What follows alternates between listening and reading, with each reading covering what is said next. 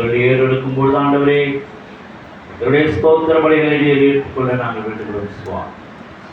ஒவ்வொருவரையும் தனித்தனியாய் பேர் பேராய் ஆசீர்வதிக்க வேண்டும். எங்களுடைய ஆராதனை முறைகளிலே ஆண்டவரே நாங்கள் பாடும் பாடல்கள், வாசிக்கும் வசனங்கள், போதிக்கும் போதனைகள் எல்லாவற்றிலுமாக நீர் ஈர்த்து எங்களை செவ்வைப்படுத்த நாங்கள் வேண்டுகிறோம் சுவாமி. உடைய வாழ்வாதாரங்களுக்காக 6 நாளும் நாங்கள் பாடுபடும் பொழுது செய்கின்ற பாவங்களை எல்லாம் எங்களுக்கு மன்னித்து இந்த ஓய்வு நாளிலே எங்களை பரிசுத்தப்படுத்தி முதண்டை என் ஆண்டவரை எங்களை சேர்த்துக் கொள்ள வேண்டுகிறோம் சுவாமி. முற்றிலுமாக நாங்கள் எங்களை தாழ்த்துவோம். இந்த திருச்சபையை வழி நடத்தும் ஞானத்தை தந்துவிட வேண்டுகிறோம். புதிகிழமைகளை அனைத்தும் முக்கிய செலுத்துகிறோம். மீட்பர் இயேசுவின் மூலமாய் கேட்கிறோம் எங்கள் ஜீவனுள்ள நல்ல பிதாவே. ஆமென். நாம் எல்லோரும் எழுந்திருப்போம், கடவுளை தொழுவோம். இந்த நாளுக்குரிய ஆராதனை முறையை நாம் கடைபிடிப்போம். நாம் கடவுளை தொழுவோம். கடவுள் ஆவியாய் இருக்கிறார். அவரை தொழுது கொள்ளுகிறவர்கள் ஆவியோடும் உண்மையோடும் அவரை தொழுது கொள்ள வேண்டும். நம்முடைய பிதாவாகிய கடவுளாலும் கர்த்தராகிய இயேசு கிறிஸ்துவினாலும் உங்களுக்கு கிருபையும் சமாதானமும் உண்டாவதாக. இது கர்த்தர் உண்டு பண்ணின நாள். இதிலே களி கூர்ந்து மகிழ கடவுள். இந்த ஆராதனைக்கு ஆரம்பமாகவும் ஆண்டவரின் நாமம் மகிமைக்கின்றோம். கீர்த்தனை புத்தகத்திலே 163வது பாடல், விந்தை கிறிஸ்து இயேசு ராஜா உந்தன் சிலுவை என்ற மேன்மை. இந்த பாடலை எல்லாரும் சேர்ந்து பாடி ஆண்டவரின் நாமத்தை மகிமைப்படுத்தும்.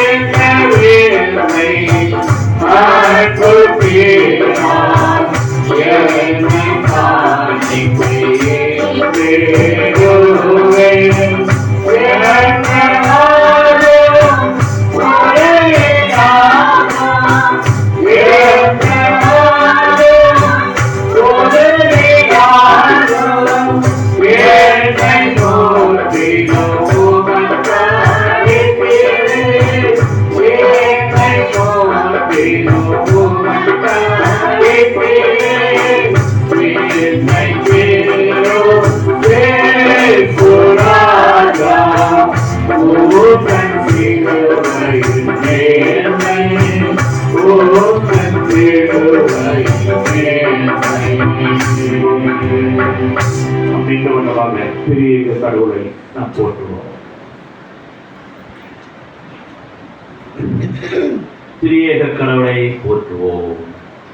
சேனைகளின் கடவுளாகிய கர்த்தரே, நீர் பரிசுத்தர், பரிசுத்தர், பரிசுத்தர். வானமும் பூமியும் உமது மகிமையால் நிறைந்திருக்கின்றன. உன்னதத்திலே ஓசன்னா. கர்த்தரின் நாமத்தினாலே வந்தவரும் வருகிறமான சோதரிக்கப்பட்டவர் உன்னதத்திலே ஓசன்னா. கடவுளே நீர் பரிசுத்தர், கடவுளே நீர் பரிசுத்தர், சர்வ வல்லவரே நீர் பரிசுத்தர், சர்வ வல்லவரே நீர் பரிசுத்தர், சாவாமை உடையவரே நீர் பரிசுத்தர், சாவாமை உடையவரே நீர் பரிசுத்தர். ஆண்டவரே, எங்களுக்காக சிலுவையில் அறையுண்ட எங்கள் மீட்பரே, எங்கள் மேல் கிருபையாயிரும். ஆண்டவரே, எங்களுக்காக சிலுவையில் அறையுண்ட எங்கள் மீட்பரே, எங்கள் மேல் கிருபையாயிரும். பரிசுத்த ஆவியாகிய ஆண்டவரே, எங்கள் மேல் கிருபையாயிரும். பரிசுத்த ஆவியாகிய ஆண்டவரே, எங்கள் மேல் கிருபையாயிரும். ஆண்டவரே, எங்கள் ஜபங்களையும் ஆராதனையும் ஏற்றுக்கொண்டு எங்கள் மேல் கிருபையாயிரும். ஆண்டவரே, எங்கள் மேல் மனதுருகி எங்கள் மேல் கிருபையாயிரும். எங்கள் தந்தையாம் கடவுளே, உமது வல்லமையினாலும் ஞானத்தினாலும் எல்லாவற்றையும் படைத்து உமது குமாரனை எங்கள் இரட்சகராக தரும்படி உலகத்தில் அன்பு கூர்ந்தீரே. உம்மை போற்றுகிறோம். குமாரனாம் கடவுளே, பாவத்தை தவிர்த்து எல்லாவற்றிலும் எங்களைப் போல் மனிதனாகி எங்கள் பாவங்களுக்காக ஒப்பு கொடுக்கப்பட்டு எங்கள் நீதிக்காக உயிர் திரும்பியவரே, உம்மை போற்றுகிறோம். பரிசுத்த ஆவியாகிய கடவுளே, எல்லா உண்மைக்குள்ளும் எங்களை வழிநடத்தி கடவுளின் அன்பை எங்கள் நெஞ்சில் பொழிகிறவரே, உம்மை போற்றுகிறோம். பிதா, குமாரன், பரிசுத்த ஆவியாகிய கடவுளே, உமக்கே எக்காலமும் எல்லா புகழும் மகிமையும் உண்டாவதாக. ஆமென். பாவ அறிக்கையை ஏறெடுப்போம். நமக்கு பாவம் இல்லை என்போமானால் நம்மை நாமே வஞ்சிக்கிறவர்களாகும். நமக்குள் உண்மை இல்லை. நமது பாவங்களை அறிக்கையிட்டால் பாவங்களை நமக்கு மன்னித்து எவ்வித அநீதமும் நீங்க நம்மை சுத்திகரிப்பதற்கு அவர் நம்பத்தகுந்தவரும் நீதியும் உள்ளவர். நான் எழுந்து என் தகப்பனிடத்திற்கு போய், தகப்பனே, வரத்துக்கு விரோதமாகவும் உமது பார்வையிலும் பாவம் செய்தேன். இனி உம்முடைய மகன் என்று சொல்லப்படுவதற்கு நான் பாத்திரன் அல்ல. உம்முடைய கூலிக்காரரில் ஒருவனாக என்னை வைத்துக் கொள்ளும் என்பேன். கடவுள் ராஜ்யம் சமீபத்திருக்கிறது. மனம் திரும்பி சுவிசேஷத்தில் நம்பிக்கை வையுங்கள். நமது பலவீனங்களுக்காக பரிதவிக்க முடியாத பிரதான ஆசாரியர் நமக்கு இராமல் எல்லாவற்றிலும் நம்மை போல் சோதிக்கப்பட்டும் பாவம் இல்லாத பிரதான ஆசாரியரே நமக்கு இருக்கிறார். ஆகவே நாம் முழங்கால் படியிட்டு மௌனமாக நம்மை நாமே சோதனை செய்வோம். எல்லாரும் முழங்கால் படியிடுவோம். கடந்த வாரத்திலே நாம் தெரியாத செய்த பாவங்களை ஆண்டவரிடத்திலே மனத்தாண்மையாய் அறிக்கை செய்து அவரை ஆராதிக்க, துதிக்க, பாட, ஆண்டவருடைய வார்த்தையை கேட்க வந்திருக்கிற எல்லாரும் முழங்கால் படியிட்டு, முடிந்தவர்கள் எல்லாரும் முழங்கால் படியிட்டு, ஆண்டவரே கடந்த வாரத்திலே நாங்கள் தெரியாத செய்த பாவங்களை, தகாத வார்த்தைகளோ உமக்கு பிரியமில்லாத காரியங்களை நாங்கள் செய்திருந்தால் எங்களை மன்னிங்க. இப்படி கருவாரத்தினாலே எங்களை உச்சம் தலைமுறை உள்ள கால்வரை வழி பசுக்கிறதுனால் எங்களை கழுவுங்க என்று சொல்லி ஒரு நிமிடம் எல்லாரும் ஜெபம் செய்வோம். எல்லாரும் சுய பாவரிக்கை நாம் ஏறெடுப்போம். ஆண்டவர் பரிசுத்தமுள்ள தேவன். அவரை ஆராதிக்க, துதிக்க வந்திருக்கிற நாமும் பரிசுத்தமுள்ளவராய் மாற ஒரு நிமிடம் அவருடைய பாதத்திலே நம்முடைய பாவங்களை எல்லாவற்றையும் அறிக்கை செய்வோம்.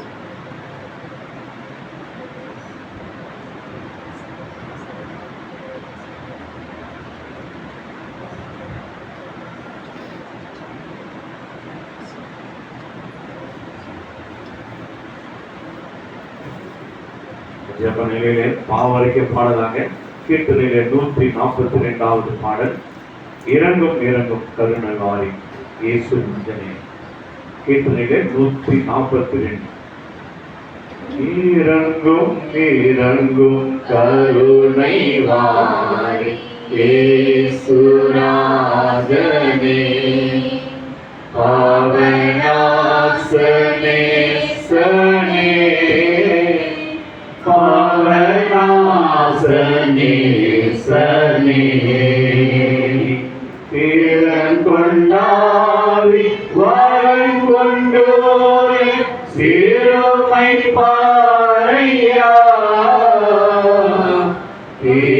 கொண்டாவி வரம் கொண்டோரே சிறுமை பாரையா, ஏழை வறுமை தீரையா, ஏழை வறுமை தீரையா, இறங்கும் இறங்கும் கருணை வாரி இயேசு ராஜனே, பாவநாசனே சனே, பாவநாசனே சனே, அடியின் பாவக்காடி விஷத்தால் ஆயந்து போகின்றேன், அடியின் பாவக்காடி விஷத்தால் ஆயந்து போகின்றேன், மிக பயந்து சாகின்றேன், மிக பயந்து சாகின்றேன், இறங்கும் இறங்கும் கருணை வாரி இயேசு ராஜனே, பாவநாசனே சனே, பாவநாசனே சனே, தீமை அன்றி வாய்மை செய்ய பெறுகிறேனையா, தீமை அன்றி வாய்மை செய்ய பெறுகிறேனையா,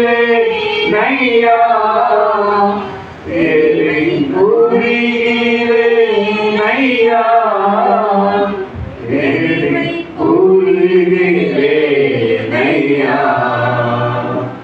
இறங்கும் இறங்கும் கருணை வாரி இயேசு ராஜனே, பாவநாசனே சனே, பாவநாசனே சனே,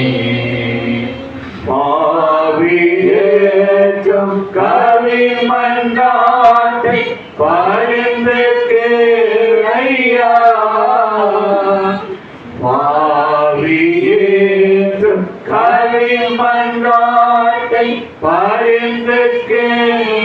மீளையா தயை புரிந்து மீளையா தயை புரிந்து மீளையா இறங்கும் இறங்கும் கருணை வாரி இயேசுராஜனே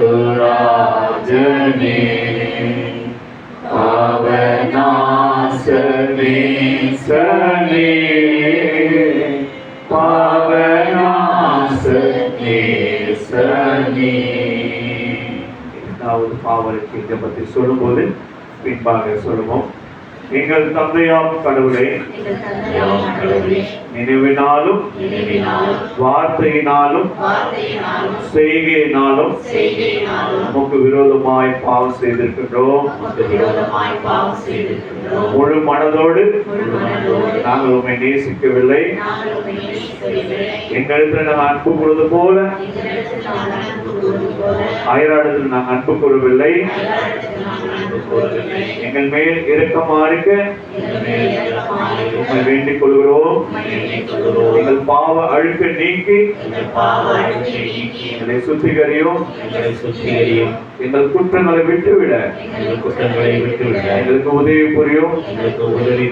எங்கள் ஆண்டவர் இயேசு கிறிஸ்து மூலமாய் வேண்டிக் கொள்கிறோம். பிதாவே, ஆமென்.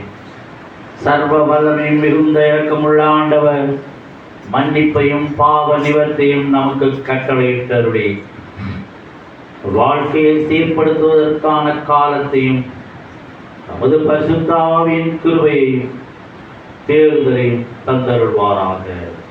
ஆமென். ஜெபிப்போம். அன்பின் ஆண்டவரே, மறுபடியுமாக உமது சமூகத்துக்கு நாங்கள் வருகிறோம் சுவாமி. நீர் நல்லவரும் வல்லவரும் போதுமானவருமாக எங்களுடைய வாழ்க்கையை அசைவாடி உங்களுடைய பிள்ளைகளாக எங்களை தெரிந்து வைத்திருக்கிறீர்களே, அதற்காக நன்றி படைக்கிறோம் சுவாமி. தாவே, இந்த ஆராதனையிலே கலந்து கொள்ள எங்களை தகுதிப்படுத்தியதற்காக நாங்கள் நன்றி படைக்கிறோம் சுவாமி.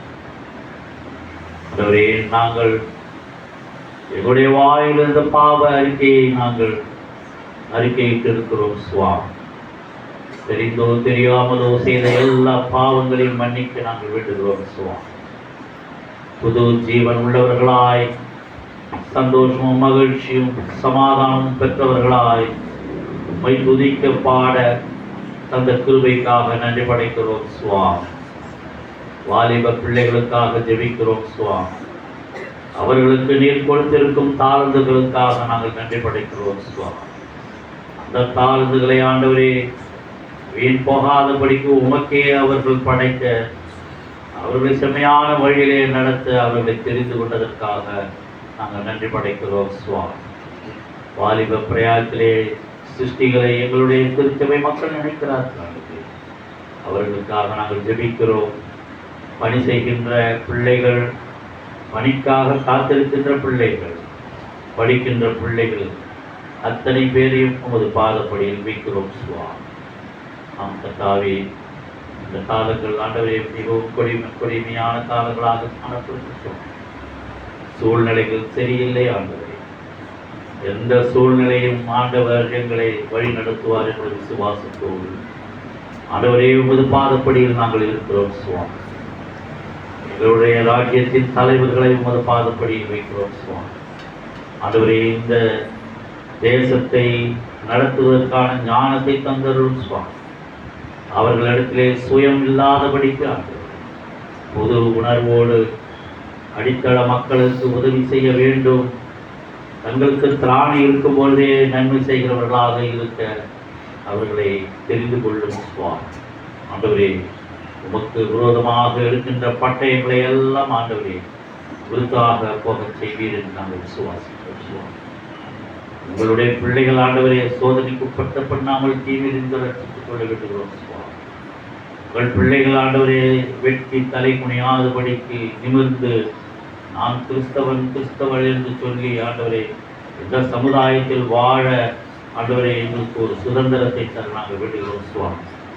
எப்பொழுதெல்லாம் ஆண்டவரே இஸ்ரவேலின் கூக்குரலும் உங்களுடைய சமூகத்தில் கேட்கப்படுகிறதோ எல்லாம் ஆண்டவரே நீர் மறு உத்தரவு தந்து அவர்களை காத்து ரட்சித்திருக்கிறீர் என்று நாங்கள் வேதத்தில் பார்க்கிறோம். வண்ணமாகவே இந்த காலங்களிலே எங்களுடைய கூக்குரல் பொது சமூகத்தில் எட்ட நாங்கள் வேண்டுகிறோம் சுவா. ஆண்டவரே ஒரு விசை மாத்திரம் ஆண்டவரே எங்களுடைய பாவங்களை எல்லாம் மன்னித்து இந்த நாடு இந்த தேசத்தை நாங்கள் சுதந்திரித்துக் கொள்ளும் மக்களாக ஆண்டவரே எங்களை தகுதிப்படுத்த நாங்கள் வேண்டுகிறோம் சுவா. அந்நிய தேசம் எங்களை ஆண்டவரை ஆண்டு கொள்ளாதபடிக்கு, அந்நிய மக்கள் எங்களை மறுபடியும் ஆண்டு கொள்ளாதபடிக்கு ஆண்டவரை பாதுகாக்க நாங்கள் வேண்டுகிறோம் சுவா. உமது தேசத்தின் பிள்ளைகளாகவே நாங்கள் இருக்க விரும்புகிறோம் சுவா. இந்த திருச்சபைக்காக ஜெபிக்கிறோம் சுவா. ஆண்டவரே இந்த திருச்சபையின் திட்டங்கள் எல்லாவற்றையுமாக நீர் அறிந்திருக்கிறீர் சுவா. ஏற்ற வேளையிலே நேர்த்தியான காரியங்களை செய்வீர் என்று நாங்கள் விசுவாசிக்கிறோம் சுவா. ஆண்டவரே இந்த காரியங்கள் எல்லாம் எங்களுக்கு வெளிப்படுத்த நாங்கள் வேண்டுகிறோம் சுவா. எங்கள் திருச்சபை அங்கத்தினர்கள் மக்கள் அத்தனை பேரையும் பேர் பேராய ஆசீர்வதிக்க நாங்கள் வேண்டுகிறோம். துதிகன மகிமை அனைத்து உமக்கு செலுத்துகிறோம். எப்படி இயேசுவின் மூலமாக கேட்கிறோம் எங்கள் ஜீவனுடன் நல்ல பிதாவே. ஆமென். நம்ம எல்லாரும் எழுந்து நிற்போம். வேதத்திலிருந்து 4 பகுதிகளை நாம் வாசிக்க கேட்க போகிறோம். ஆதியாகமம் 22, எபேசியர் 6, சங்கீதம் 18, 1-10, லூக்கா 8ஆம் அதிகாரம். எல்லாரும் வேத புத்தகத்தை உயர்த்தி ஆண்டுடைய பாடலை பாடி ஆண்டு நாமத்தை மகிழ்ப்படுத்துவோம். வேத புஸ்தகமே வேத புஸ்தகமே வேத புஸ்தகமே விலை பெற்ற செல்வம் நீயே. வேத புஸ்தகமே விலை பெற்ற செல்வம் நீயே. என்னை எனக்கு காட்டே நிலைமையை மாற்றி, என்னை எனக்கு காட்டே நிலைமையை மாற்றி, உன்னுலகத்தை காட்டி போகும் வழி சொல்வாயே. உன்னுலகத்தை காட்டி போகும் வழி சொல்வாயே. வேத புஸ்தகமே வேத புஸ்தகமே வேத புஸ்தகமே விலை பெற செல்வம் நீயே. வேத புஸ்தகமே விலை பெற்ற செல்வம் நீயே. ஆதியாகமம் 22ஆம் அதிகாரம்.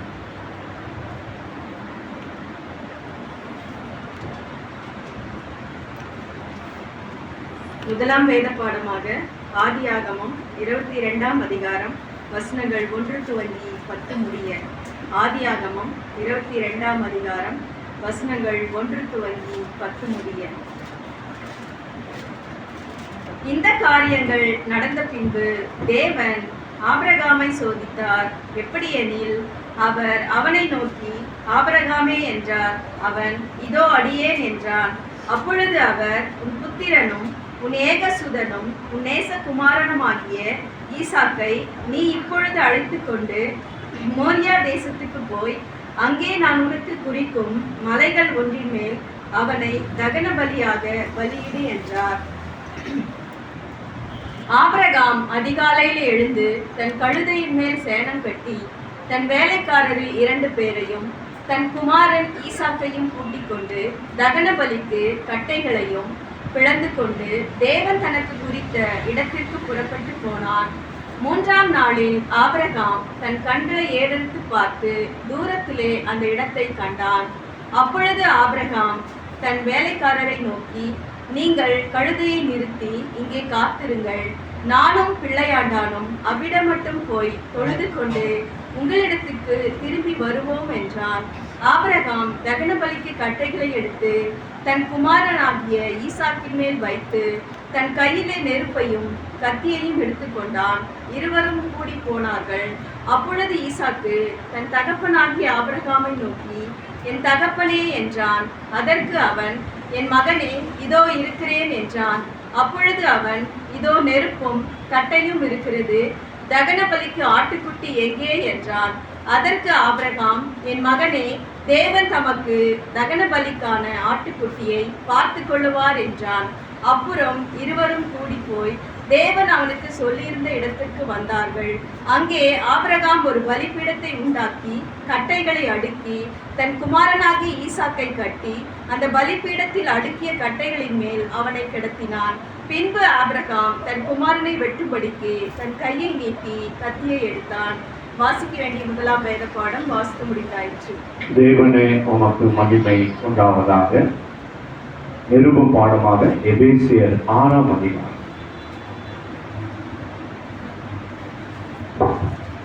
வாசிக்க வேண்டிய வேத பாடமாக 2ஆம் வேத பாடம் எபேசியர் என்ற புஸ்தகம் 6ஆம் அதிகாரம் வசனங்கள் 10 முதல் 16 முடிய.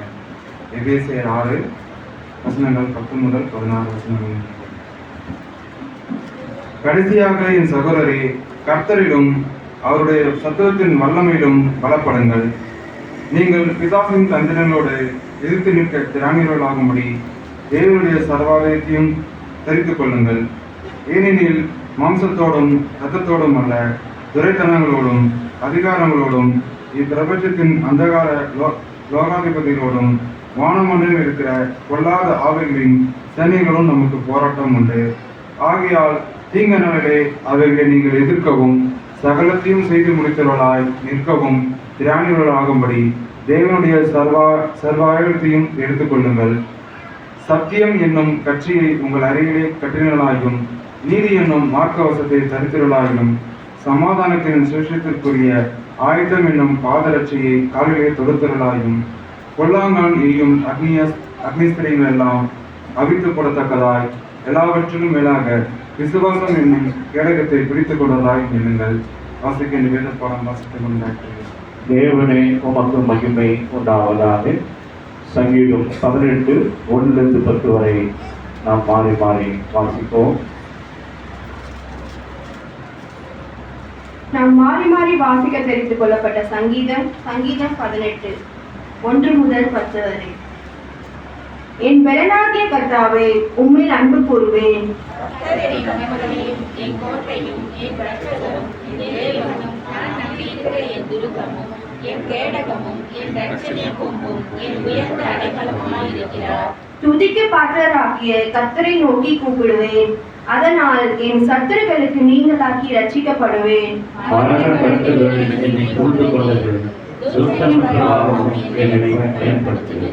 பாதாள கட்டுகள் என்னை சூழ்ந்து கொண்டது, மரண கண்ணிகளின் என் மேல் விழுந்தது.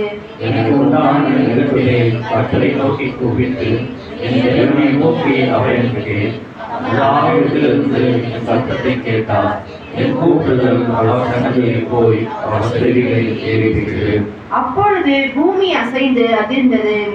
அவர் கோபம் கொண்டபடியால் பர்வதங்களின் அஸ்திபாரங்கள் சூழ்ந்து அசைந்தது.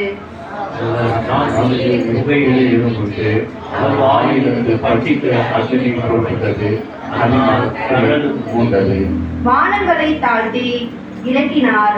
அவர் பாதங்களின் கீழ் காரிருள் இருந்தது. சேர்ந்து வாசிப்போம். பேரவின் மேல் ஏறி வேகமாய் சென்றார். காற்றின் செல்லிகளை கொண்டு பறந்தார். நாம் மாறி மாறி வாசிக்க தெரிந்து கொள்ளப்பட்ட சங்கீதம் வாசித்து முடிவாய். பிதாவுக்கும் குமாரனுக்கும் பரிசுத்தாவிக்கும் மகிமை உண்டாவதாக. ஆதியிலும் இப்பொழுதும் எப்பொழுதும் சதாகாலம் மகிமை உண்டாவதாக. சுவிசேஷ பாடமாக லூக்கா 8ஆம் அதிகாரம். வாசிக்க தெரிந்து கொள்ளப்பட்ட 4ஆம் வேத பாடம் லூக்கா எழுதின சுவிசேஷம் 8ஆம் அதிகாரம் வசனங்கள் 41 முதல் 50 முடிய. லூக்கா 8ஆம் அதிகாரம் வசனங்கள் 41 முதல் 50 வரை. அப்பொழுது ஜெப ஆலய தலைவனாகிய யவீரு என்னும் பெயருள்ள ஒருவன் வந்து இயேசுவின் பாதத்தில் விழுந்து 12 வயதுள்ள தன்னுடைய ஒரே குமார்த்தி மரண அவஸ்தையாய் இருந்தபடியால் தன் வீட்டிற்கு வரும்படி அவரை வேண்டிக் கொண்டார். அவர் போகையில் திரளான ஜனங்கள் அவரை நெருக்கினார்கள். அப்பொழுது 12 வருஷமாய் பெரும்பாடுள்ளவளாய் இருந்து தன் ஆஸ்திகளை எல்லாம் வைத்தியர்களுக்கு செலவழித்தும் ஒருவனாலும் சொஸ்தமாக்கப்படாதிருந்த ஒரு ஸ்திரீ அவருக்கு பின்னாக வந்து அவருடைய வஸ்திரத்தின் ஓரத்தை தொட்டாள். உடனே அவனுடைய பெரும்பாடு நின்று போயிற்று. அப்பொழுது இயேசு, என்னை தொட்டது யார் என்று கேட்டார். எங்களுக்கு தெரியாது என்று எல்லோரும் சொன்னபோது பேதுருவும் அவனுடனே கூட இருந்தவர்களும் ஐயரே, திரளான ஜனங்கள் உம்மை சூழ்ந்து நெருக்கிக் கொண்டிருக்கிறார்களே, என்னை தொட்டது யார் என்று எப்படி கேட்கிறீர் என்றார்கள். அதற்கு இயேசு, என்னிலிருந்து வல்லமை புறப்பட்டதை அறிந்திருக்கிறேன், ஆதலால் ஒருவர் என்னை தொட்டதுண்டு என்றார். அப்பொழுது அந்த ஸ்திரீ தான் மறைந்திருக்கவில்லை என்று கண்டு நடுங்கி வந்து அவர் முன்பாக விழுந்து தான் அவரை தொட்ட காரணத்தையும் உடனே தான் சொஸ்தமானதையும் எல்லா ஜனத்துக்கும் முன்பாக அவருக்கு அறிவித்தார். அவர் அவளை பார்த்து, மகளே, திடன் கொள், உன் விசுவாசம் உன்னை ரட்சித்தது, சமாதானத்தோடே போ என்றார். அவர் இப்படி பேசிக்கொண்டு இருக்கையில் ஜெப ஆலய தலைவனுடைய வீட்டிலிருந்து ஒருவன் வந்து அவனை நோக்கி, உம்முடைய குமாரத்தி மரித்து போனால் போதகரை வருத்தப்படுத்த வேண்டாம் என்றார். இயேசு அதை கேட்டு, பயப்படாதே, விசுவாசம் உள்ளவனாய் இரு, அப்பொழுது அவள் ரட்சிக்கப்படுவாள் என்றார். வாசிக்க வேண்டிய 4ஆம் வேத பாடம் வாசிப்பீர்கள். கிறிஸ்துவே நமக்கு மகிமை உண்டாவதாக. நாம் நீண்ட வண்ணமாகவே ஒரு பாடலை பாடி ஆண்டவருடைய நாமத்தை மகிமைப்படுத்தி அவருடைய ஆண்டவருடைய வசனத்துக்குள்ளாக நாம் கடந்து போகிறோம். ஆண்டவர் துதிகளின் மத்தியிலே வாசம் செய்கிறார்.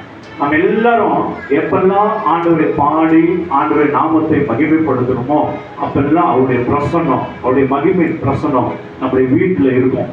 நம்ம வீட்டில் எப்பெல்லாம் ஆண்டவரை பாடி துதிக்கிறோமோ அவருடைய பிரசனத்தினால நம்ம வீட்டை நிரப்புவார். அதே போல நம்ம திருச்சபையாய் குடும்பங்களாய் நம்ம இணைந்து ஆண்டவரை நோக்கி பார்த்து துதிக்கும் பொழுது அவருடைய பிரசனத்தின் மூலமாய் நம்முடைய ஆலயத்தை நிரப்ப போகிறார். ஒருவேளை வந்தவர்கள் வந்த வண்ணமாய் போகாதபடி ஆண்டவருடைய ஆசீர்வாதத்தை பெற்றுக்கொள்ள வேண்டும்னா நம்ம எல்லாரும் சேர்ந்து ஆண்டவருக்கு நன்றி சொல்லுகிற பிள்ளைகாய். ஒருவேளை கடந்த வாழ்க்கையை பார்க்கும் பொழுது எத்தனையோ வகையிலே நம்மை ஆண்டவர் பாதுகாத்து இந்த நாளிலே அவர் துதிக்க அவரை பாட ஆண்டவர் நாமத்தை மகிமைப்படுத்த ஆண்டவர் நம்ம இந்த நாளை கூட்டிக் கொடுத்துருக்காரு. எல்லாரும் ஒரு நிமிடம் ஆண்டவரே எங்களை இம்மட்டமாய் நீங்கள் ஒவ்வொரு நாளும் பாதுகாத்து வளர்ந்து வந்தீங்களே என்று சொல்லி எங்களுடைய குடும்பத்தின் பிள்ளைகளை பாதுகாத்து எல்லா பேரைகளும் சந்தித்தீங்களே சொல்லி இப்பொழுது ஒரு நிமிடம் எல்லாரும் வாய்களை தொடர்ந்து ஆண்டவருக்கு ஸ்தோத்திரம் செலுத்த போகிறோம்.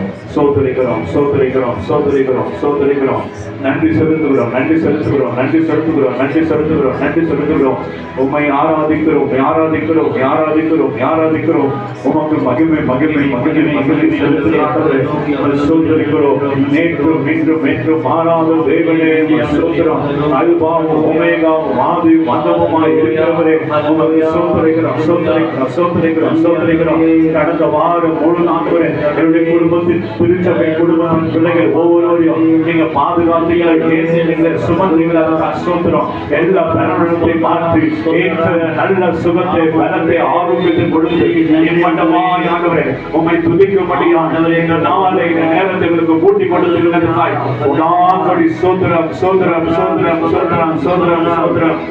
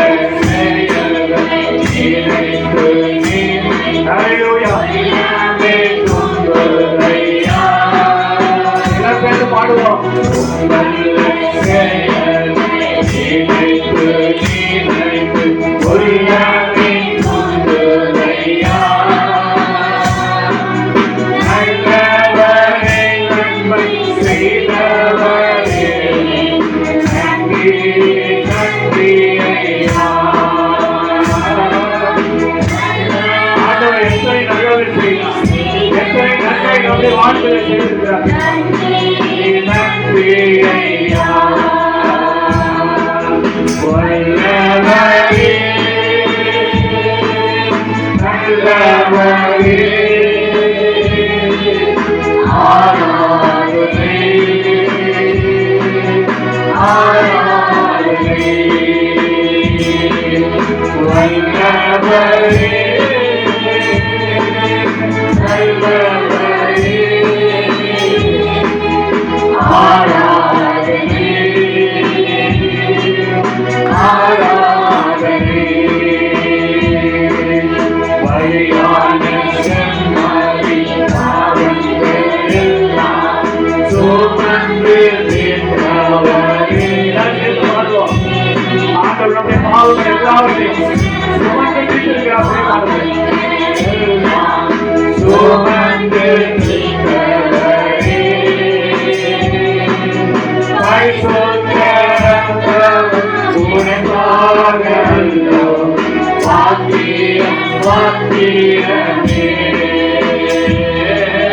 பரிசுத்த எனக்காக அல்லோ, வாக்கியம் வாக்கியமே, பரிசுத்தரே, படைத்தவரே, ஆராதனை, ஆராதனை, பரிசுத்தரே, படைத்தவரே, ஆராதனை, ஆராதனை,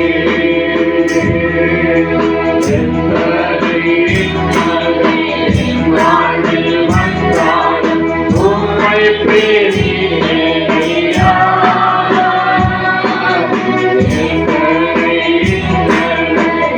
வாழ்வில் வந்தாலும் உம்மை பேசினேயா,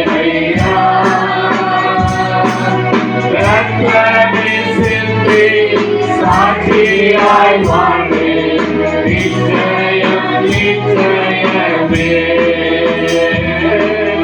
ரத்தமே சிந்தி சாட்சியாய் வாழ்வேன், நிச்சயம் நிச்சயமே, ரட்சகரே, இயேசுநாதா, ஆராதனை, ஆராதனை, ரட்சகரே, இயேசுநாதா, ஆராதனை, ஆராதனை, ஈஸ்வரே உம்மேல் ஆதரமமர்ந்து நிம்மதி நிம்மதி, ஆர்வமுடனே பாடி துதிப்பேன், ஆனந்தமானந்தமே, ஆர்வமுடனே பாடி துதிப்பேன், ஆனந்தமானந்தமே.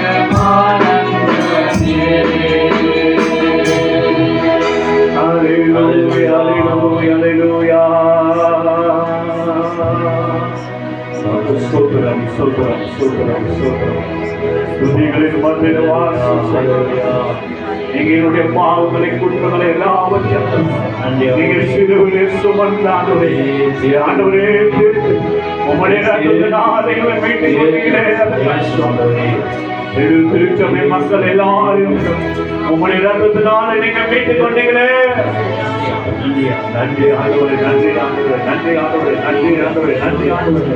ஆண்டவரே நீங்க ஒரு தாயை போல எங்களை தீர்த்து ஒரு நாளும் உம்முடைய மார்பிலே எங்களை அழைத்து வளர்த்து வருகிற கிருபைக்காய் ஸ்தோத்திரிக்கிறோம். நன்றி ஆண்டவரே, நன்றி ஆண்டவரே, நன்றி ஆண்டவரே. எல்லாரும் 2 கரங்களை பரலோகத்துக்கு நேராக உயர்த்தி ஆண்டவருடைய பாடலை பாடி நாம ஒரு நிமிடம் ஆண்டவரை ஆராதித்து ஆண்டவருடைய வார்த்தைக்குள்ளாய் நாம் கடந்து போகிறோம். ஒரு தாய் ஏற்றுவது போல் என் நேசர் தேற்றுவார். எல்லாரும் சேர்ந்து ஒரு தாய் தேற்றுவது போல் என் நேசர் தேற்றுவார். ஹல்லேலூயா, ஹல்லேலூயா, ஹல்லேலூயா, ஹல்லேலூயா. மார்போடு அணைப்பாரே, மனக்கவலை தீர்ப்பாரே. மார்போடு அணைப்பாரே, மனக்கவலை தீர்ப்பாரே. ஒரு தாய் ஏற்றுவது போல் என் நேசர் தேற்றுவார். கரம் பிடித்து நடத்துவார், கண்மலை மேல் நிறுத்துவார். கரம் பிடித்து நடத்துவார், கண்மலை மேல் நிறுத்துவார். ஒரு தாய் தேற்றுவது போல் என் நேசர் தேற்றுவார். எனக்காக மரித்தாரே, என் பாவம் சுமந்தாரே. சொல்லுவோம், எனக்காக மரித்தாரே, என் பாவம் சுமந்தாரே. ஒரு தாய் தேற்றுவது போல் என் நேசர் தேற்றுவார். ஒரு போதும் கைவிடார், ஒரு நாளும் விலகிடார். ஒரு போதும் விலகிடார், ஒரு நாளும் கைவிடார். ஒரு தாய் தேற்றுவது போல் என் நேசர் தேற்றுவார். எல்லாரும் கைகளை உயர்த்தி ஹல்லேலூயா, ஹல்லேலூயா. எல்லாரும் கைகளை உயர்த்தி ஹல்லேலூயா, ஹல்லேலூயா. நீங்க ஆண்டவரே உங்க மார்போடு எங்களை அழைத்துக் கொள்ளும்.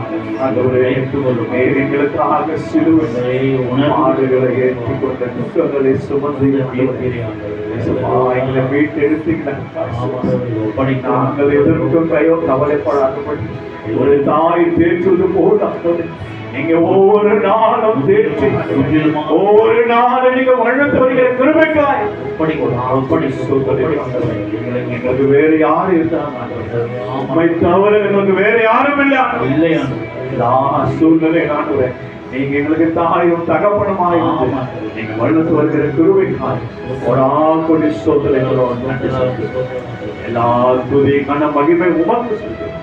இயேசு மற்றும் ஆமென், ஆமென். இப்பொழுது ஆண்டவருடைய வார்த்தைக்குள்ளாக நாம் கடந்து போகிறோம். இந்த நாளிலே நமக்கு ஸ்தல ஆயம் இன்றைக்கு கர்த்தருடைய வார்த்தையை பகிர்ந்து கொள்ளப் போகிறார். அவருடைய வார்த்தையிலே ஆண்டவர் பதினெட்டு நாம் தெரிவிப்போம். நம்மை நாமே போற்றுவோம். அவரை வருக வருக என்ற திருச்சபை அவரை கைத்தட்டி நாம் அவரை வரவேற்போம். எல்லாரும் ஜெப நிலையில திருக்கரத்தால் தாங்கி என்னை திரு சித்தம் போல் வழி நடத்தின பாடலை எல்லாம் சேர்த்து பாடுவோம். திருக்கரத்தால் தாங்கி என்னை திரு சித்தம் போல் வழி நடத்தோ குயவன் கையில் களிமண்ணாய் அனுதினமோ அழைத்திடுமே குயவன் கையில் களிமண்ணாய் அனுதினமோ அழைத்திடுமே. ஓம் வசனம் தியானிக்கையில் இதயமது ஆறுதலே. ஓம் வசனம் தியானிக்கையில் இதயமது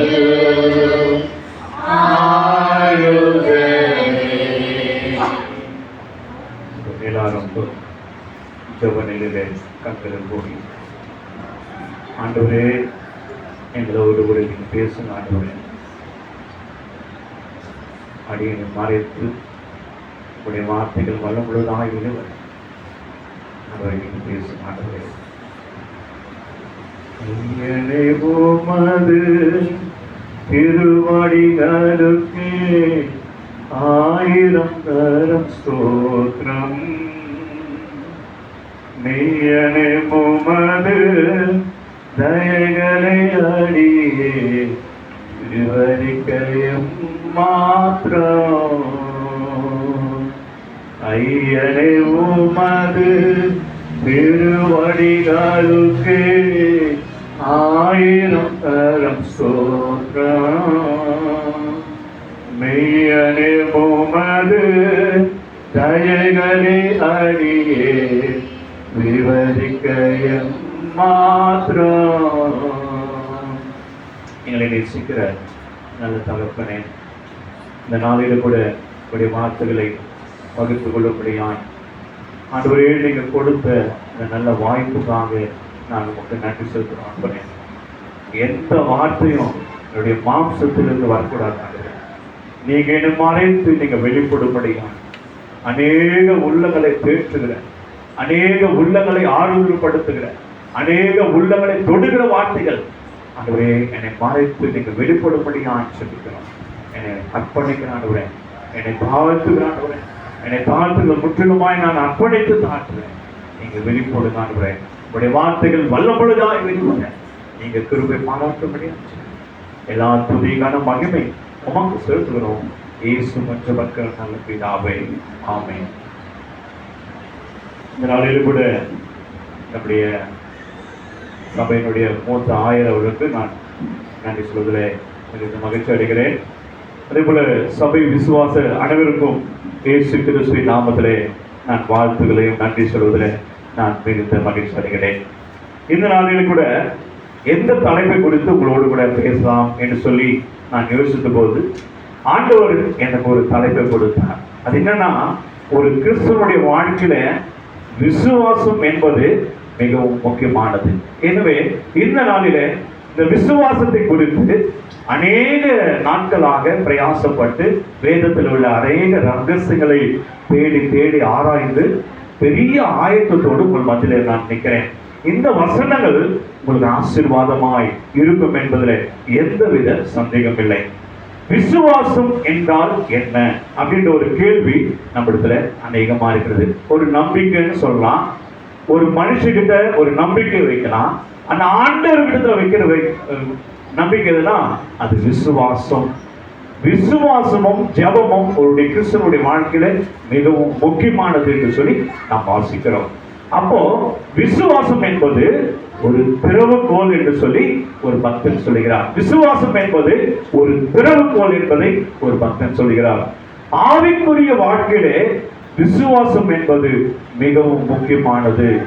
ஆவிக்குரிய வாழ்க்கையிலே ஒரு கிறிஸ்தவனுடைய வாழ்க்கையிலே விசுவாசம் என்பது மிகவும் முக்கியமானது என்பதை இந்த நாளிலே நான் உங்களோடு கூட நான் பகிர்ந்து கொள்கிறேன். வேத வசனங்கள் சொல்லும் போது நீங்கள் வேகமாய் வாசிங்கள். எபிரேயர் 11ஆம் அதிகாரம் 1ஆம் வசனம். விசுவாசம் என்றால் என்ன? விசுவாசமானது நம்பப்படுகிற உறுதியும் காணப்படாதவரின் நிச்சயம். இப்ப நம்ம இயேசு இந்த உலகத்துல பிறந்தார், நமக்காக பாலகனாய் பிறந்தார், 3 ஆண்டு காலம் ஊழியத்தை செய்தார், சிலுவையிலே பாடுபட்டார், மரித்தார், உயிர்த்தெழுந்தார். நம்ம ஆண்டவரை பார்க்கவே இல்லை. ஆனாலும் அந்த நம்பப்படுவதில் உறுதி, அதான் இயேசு நமக்காக இந்த உலகத்தில் வந்தார் என்ற அந்த நம்பிக்கையின் உறுதிதான் இந்த விசுவாசம். இரண்டாவது, காணப்படாதவர்களின் நிச்சயம். நாம் பார்க்கவே இல்லை இயேசப்பாவை. ஒருவேளை ஜபத்தின் மூலமாய் நம்ம ஆண்டவரோடு பேசலாம், ஆனா இந்த உலகத்தில் அவர் வாழ்ந்த போது அவரை நம்ம பார்க்கல. ஆனாலும் காணப்படாதவர் நிச்சயம் தான் இந்த விசுவாசம். நம்பப்படுகிற உறுதி விசுவாசம், காணப்படாத நிச்சயம் இந்த விசுவாசம்.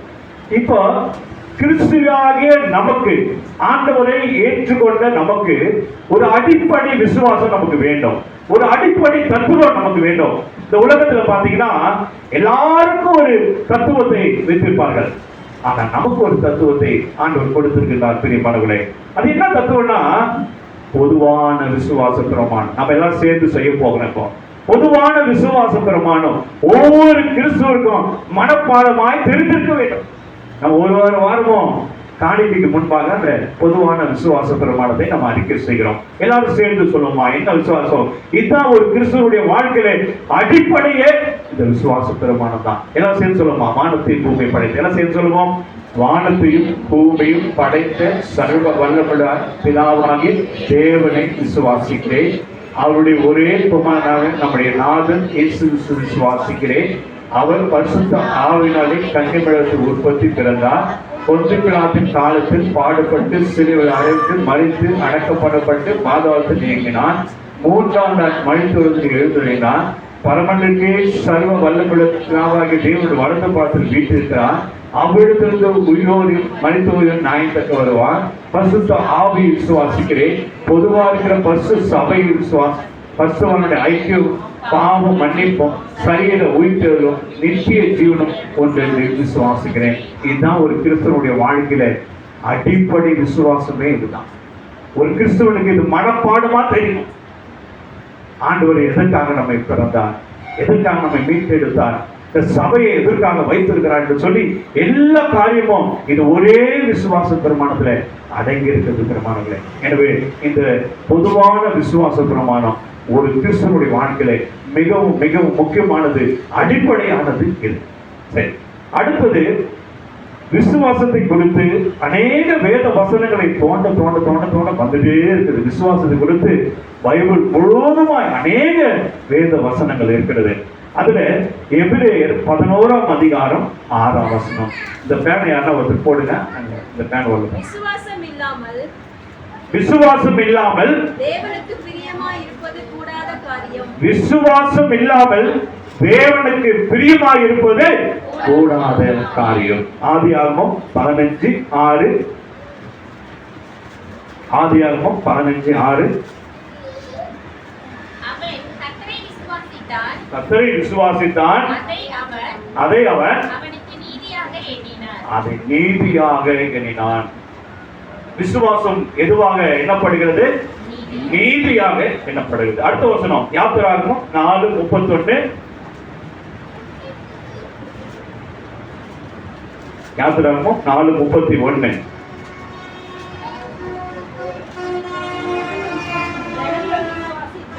ஜனங்கள் விசுவாசித்தார்கள், கர்த்தர் இஸ்ரவேல் புத்திரரை சந்தித்தார் என்றும், ஜனங்கள் விசுவாசம் வைத்ததுனால ஆண்டவர் இஸ்ரவேல் மக்களை சந்தித்தார் என்று சொல்லி இந்த இடத்துல சொல்லப்படுகிறது. சங்கீதம் 106:12 வேகமா வாசிங்க. அடுத்து 116:10. 106:12. அப்பொழுது அவர்கள் அவருடைய வார்த்தைகளை விசுவாசித்தார்கள். ஆண்டவருடைய வார்த்தை, ஆண்டவரே வார்த்தையாக தான் அந்த உலகத்தில் வந்தார். எனவே ஆண்டவருடைய வார்த்தைகளை அவர்கள் விசுவாசித்தார்கள். 116:10. விசுவாசித்தேன் ஆகையால் பேசுகிறேன். நீ விசுவாசித்தால் தான் ஆண்டவரை பத்தி நீங்க அநேகருக்கு சொல்ல முடியும், பேச முடியும் பிரியமானவர்களே. அடுத்தது சங்கீதம் 119:66.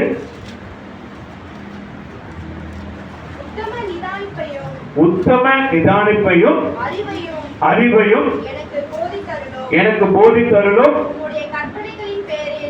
உம்முடைய கற்பனைகள் பேரில் விசுவாசமாயிருக்கிறேன். ஆண்டவருடைய கற்பனைகள் பேரில நான் விசுவாசமா இருக்க வேண்டும்.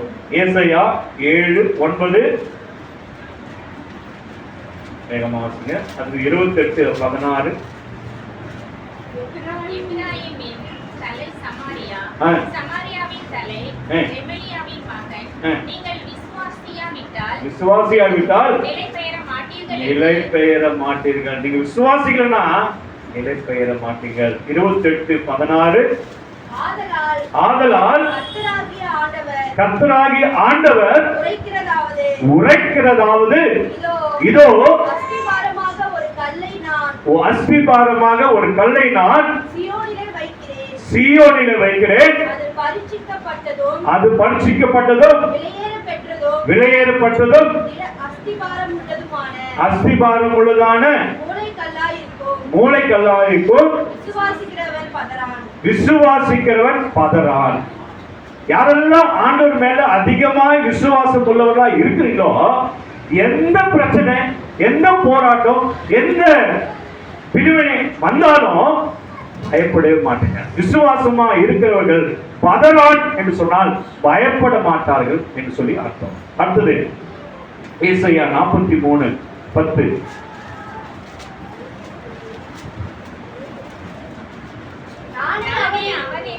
நானே அவன் என்று நீங்கள் உணர்ந்து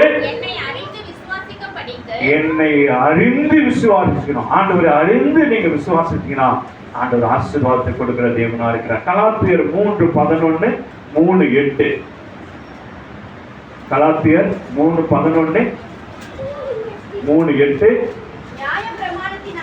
நியாய பிரமாணத்தினாலே ஒருவனும் தேவனிடத்தில் நீதிமானாய் இருக்கிறதில்லை என்பது வெளியரங்கமாய் இருக்கிறது. ஏனெனில் விசுவாசத்தினாலே நீதிமான் பிழைப்பான். விசுவாசத்தினாலே நீதிமான் பிழைப்பான். 3:8. மேலும் தேவன் விசுவாசத்தினாலே புறஜாதிகளை நீதிமான் ஆக்குகிறார். விசுவாசத்தினால இயேசு அறியாத மக்கள் கூட ஆண்டவரை விசுவாசித்தாங்கன்னா அவர் நீதிமானாய் ஆண்டவர் மாற்றுகிறார். பிரியமானவர்களே, ரோமர் 1:17, ஆபகுக் 2:4. விசுவாசத்தினாலே நீதிமான் பிழைப்பான். யாரெல்லாம் விசுவாசிக்கிறீர்களோ, ஆண்டவர் உண்மையான கடவுள், ஆண்டவர் நம்மோடு கூட இருக்கிறார், ஆண்டவர் நம்முடைய காரியங்களை எல்லாவற்றையும் செய்வார் என்று நீங்க யாரெல்லாம் விசுவாசிக்கிறீர்களோ நீதிமான் பிழைப்பான் என்று சொல்லி இந்த வேதத்தில் சொல்லப்பட்டது. ஆபகுக் 2:4. அவனுடைய ஆத்துமா அவனுக்குள் செம்மையானதல்ல, தன் விசுவாசத்தினாலே நீதிமான் பிழைப்பான். விசுவாசத்தினாலே நீதிமான் பிழைப்பான். எபிரேயர் 10:38, மத்தேயு 9:2. எபிரேயர் 10:38.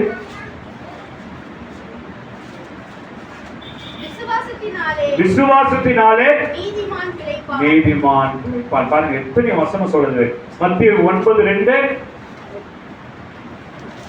மார்க் 2:5, மத்தேயு 9:2. இங்கே படுக்கையில் கிடந்த ஆ, ஒரு திமிர்வாதக்காரனை ஆ. அவரிடத்துக்கு கொண்டு கொண்டு வந்தார்கள். இயேசு அவர்களுடைய விசுவாசத்தை கண்டு இயேசு அவர்களுடைய விசுவாசத்தை கண்டு திமிர்வாதக்காரனை நோக்கி திமிர்வாதக்காரனை நோக்கி, மகனே திடன் கொள், பாவங்கள் உனக்கு மன்னிக்கப்பட்டது உன் பாவங்கள் உனக்கு மன்னிக்கப்பட்டது என்றார். என்றார். அடுத்தது பாருங்க, மார்க்கு 11:22. பேதுரு நினைவு கூர்ந்து ஆ. அவரை நோக்கி, ஆ. ரபி, ஆ. இதோ நீ சபித்த அத்தி மரம் பட்டு போயிற்று என்றார். ஆ, இயேசு அவர்களை நோக்கி ஆ, தேவனிடத்தில் விசுவாசமானவர்களாய் இருங்கள். ஆ. தேவனிடத்தில் விசுவாசம் உள்ளவர்களாய் இருங்கள் என்று சொல்லி யோவான் 14:1. யோவான் 14:1 என்ன சொல்லுதுன்னா, தேவனிடத்திலும் என்னிடத்திலும் விசுவாசமாய் இருங்கள் என்று சொல்லுகிறது. மார்க்கு 11:24 வாசிங்க. மார்க்கு 11:24. ஆதலால் நீங்கள் ஜெபம் பண்ணும்போது எவைகளை கேட்டுக்கொண்டீர்களோ அவைகளை பெற்றுக்கொள்வோம் என்று விசுவாசிகள். நம்ம ஜெபம் பண்ணும் போதே ஒரு வார்த்தை கூட வந்துட்டே இருக்கும். பிசாசன் சொல்லுவான், நீங்க ஜெபிக்கிறது நடக்காது அப்படின்னு. ஆனா அதை மேற்கொள்ளும்படியாய் நம்ம எதற்காக ஜெபிக்கிறோமோ அது நடக்கும், ஆண்டவர் நமக்கு செய்வார் என்ற விசுவாசத்தோடு நம்ம ஜெபித்தோம்னா ஆண்டவர் அந்த ஜெபத்தை கேட்டு நமக்கு பதில் கொடுக்கிற தேவனா இருக்கிறார். லூக்கா 1:45.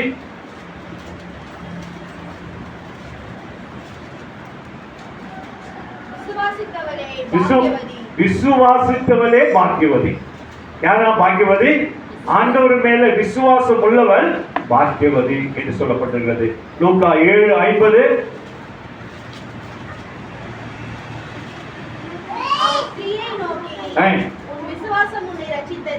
உன் விசுவாசம் உன்னை ரட்சித்தது என்று சொல்லி அந்த ஸ்திரியை நோக்கி ஆண்டவர் சொல்கிறார். யோவான் 1:12 என்ன சொன்னா, விசுவாசிக்கிறவர்கள் தேவனுடைய பிள்ளைகள் என்று சொல்லப்பட்டிருக்கிறது. அதே போல யோவான் 3:15, 16, 36, 6:40 விசுவாசம் நித்திய ஜீவனை கொடுக்கும் என்று சொல்லி சொல்லப்பட்டிருக்கிறது. அதே போல யோவான் 3:18 வசனம் என்ன சொல்றேன்னா, படிப்பாங்க. யோவான் 3:18 அவனை விசுவாசிக்கிறவன் ஆக்கினைக்குள்ளாக தீர்க்கப்படான். யோவான் 6:35 அவரை விசுவாசிக்கிறவர்கள் தாகம் அடையார்கள் என்று சொல்லப்பட்டிருக்கிறது. யோவான் 12:44 என்ன சொல்லுதுன்னா, என்னிடத்திலும் பிதாவிடத்திலும் நீ விசுவாசமாய் இரு. அதே போல யோவான் 14:12 என்ன சொல்லுதுன்னா, என்னை விசுவாசித்தீங்கன்னா நான் செய்கிற கிரியைகளை நீங்களும் செய்வீர்கள் என்று சொல்லப்பட்டது. நீங்க என்ன விசுவாசித்தீங்கன்னா நான் என்னென்ன கிரியைகள் எல்லாம் செய்யணும் அந்த கிரியைகளை நீங்களும் செய்வீர்கள் சொல்லி இந்த வேத வசனத்துல சொல்லப்பட்டிருக்கிறது. யோவான் 20:29 என்ன சொன்னார், நீ விசுவாசித்தால் பாக்கியவானாய் இருப்பாய் என்று சொல்லப்பட்டிருக்கிறது. அப்போஸ்தலர் 16 என்ன சொன்னா, 5 என்ன சொல்றதுன்னா, விசுவாசிக்கிற சபை பெருகும் என்று சொல்லப்பட்டிருக்கிறது. ரோமர் 1:16 என்ன சொன்னா, விசுவாசமே தேவ பலன். வாசிங்க. ரோமர் 1:16 கிறிஸ்துவின் சுவிசேஷத்தை குறித்து நான் வெட்கப்படேன், முன்பு யூதரிலும் பின்பு கிரேக்கரிலும் விசுவாசிக்கிறவன் எவனோ அவனுக்கு ரட்சிப்பு உண்டாவதற்கு அது தேவ பலனாய் இருக்கிறது. விசுவாசம் என்ன இருக்குதா? தேவ பலனாய் இருக்கிறது. பிரியமானவர்களே, ரோமர் 10:11 என்ன பண்ணுதுன்னா, நீங்க விசுவாசித்தால் வெட்கப்பட்டு போக மாட்டீர்கள். நீங்க விசுவாசித்தால் வெட்கப்பட்டு போக மாட்டீர்கள். 1 கொரிந்தியர் 16:13 என்ன சொல்லுதுன்னா, விசுவாசித்தால் நீங்கள் நிலைத்திருப்பீர்கள் என்று சொல்லப்பட்டிருக்கிறது. பிரியமானவர்களே, இத்தனை வசனம் என்னுடைய ஒரு 30 வசனங்களை ஆண்டவர் எனக்கு வெளிப்படுத்தினார். விசுவாசத்தை குறித்து அநேக வேத வசனங்கள் சொல்லப்பட்டிருக்கிறது.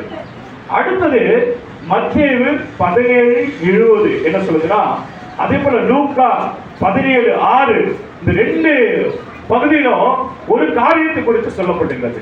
ஆனா 2 டிஃபரண்டான முறைகள். என்னன்னா, நீ கடுகளவு விசுவாசம் இருந்தால் இந்த மலையை பார்த்து பெயர்ந்து நீ கடலில் போனா அது கண்டிப்பா கடலில் போய் விழும் என்று சொல்லப்பட்டிருக்கிறது.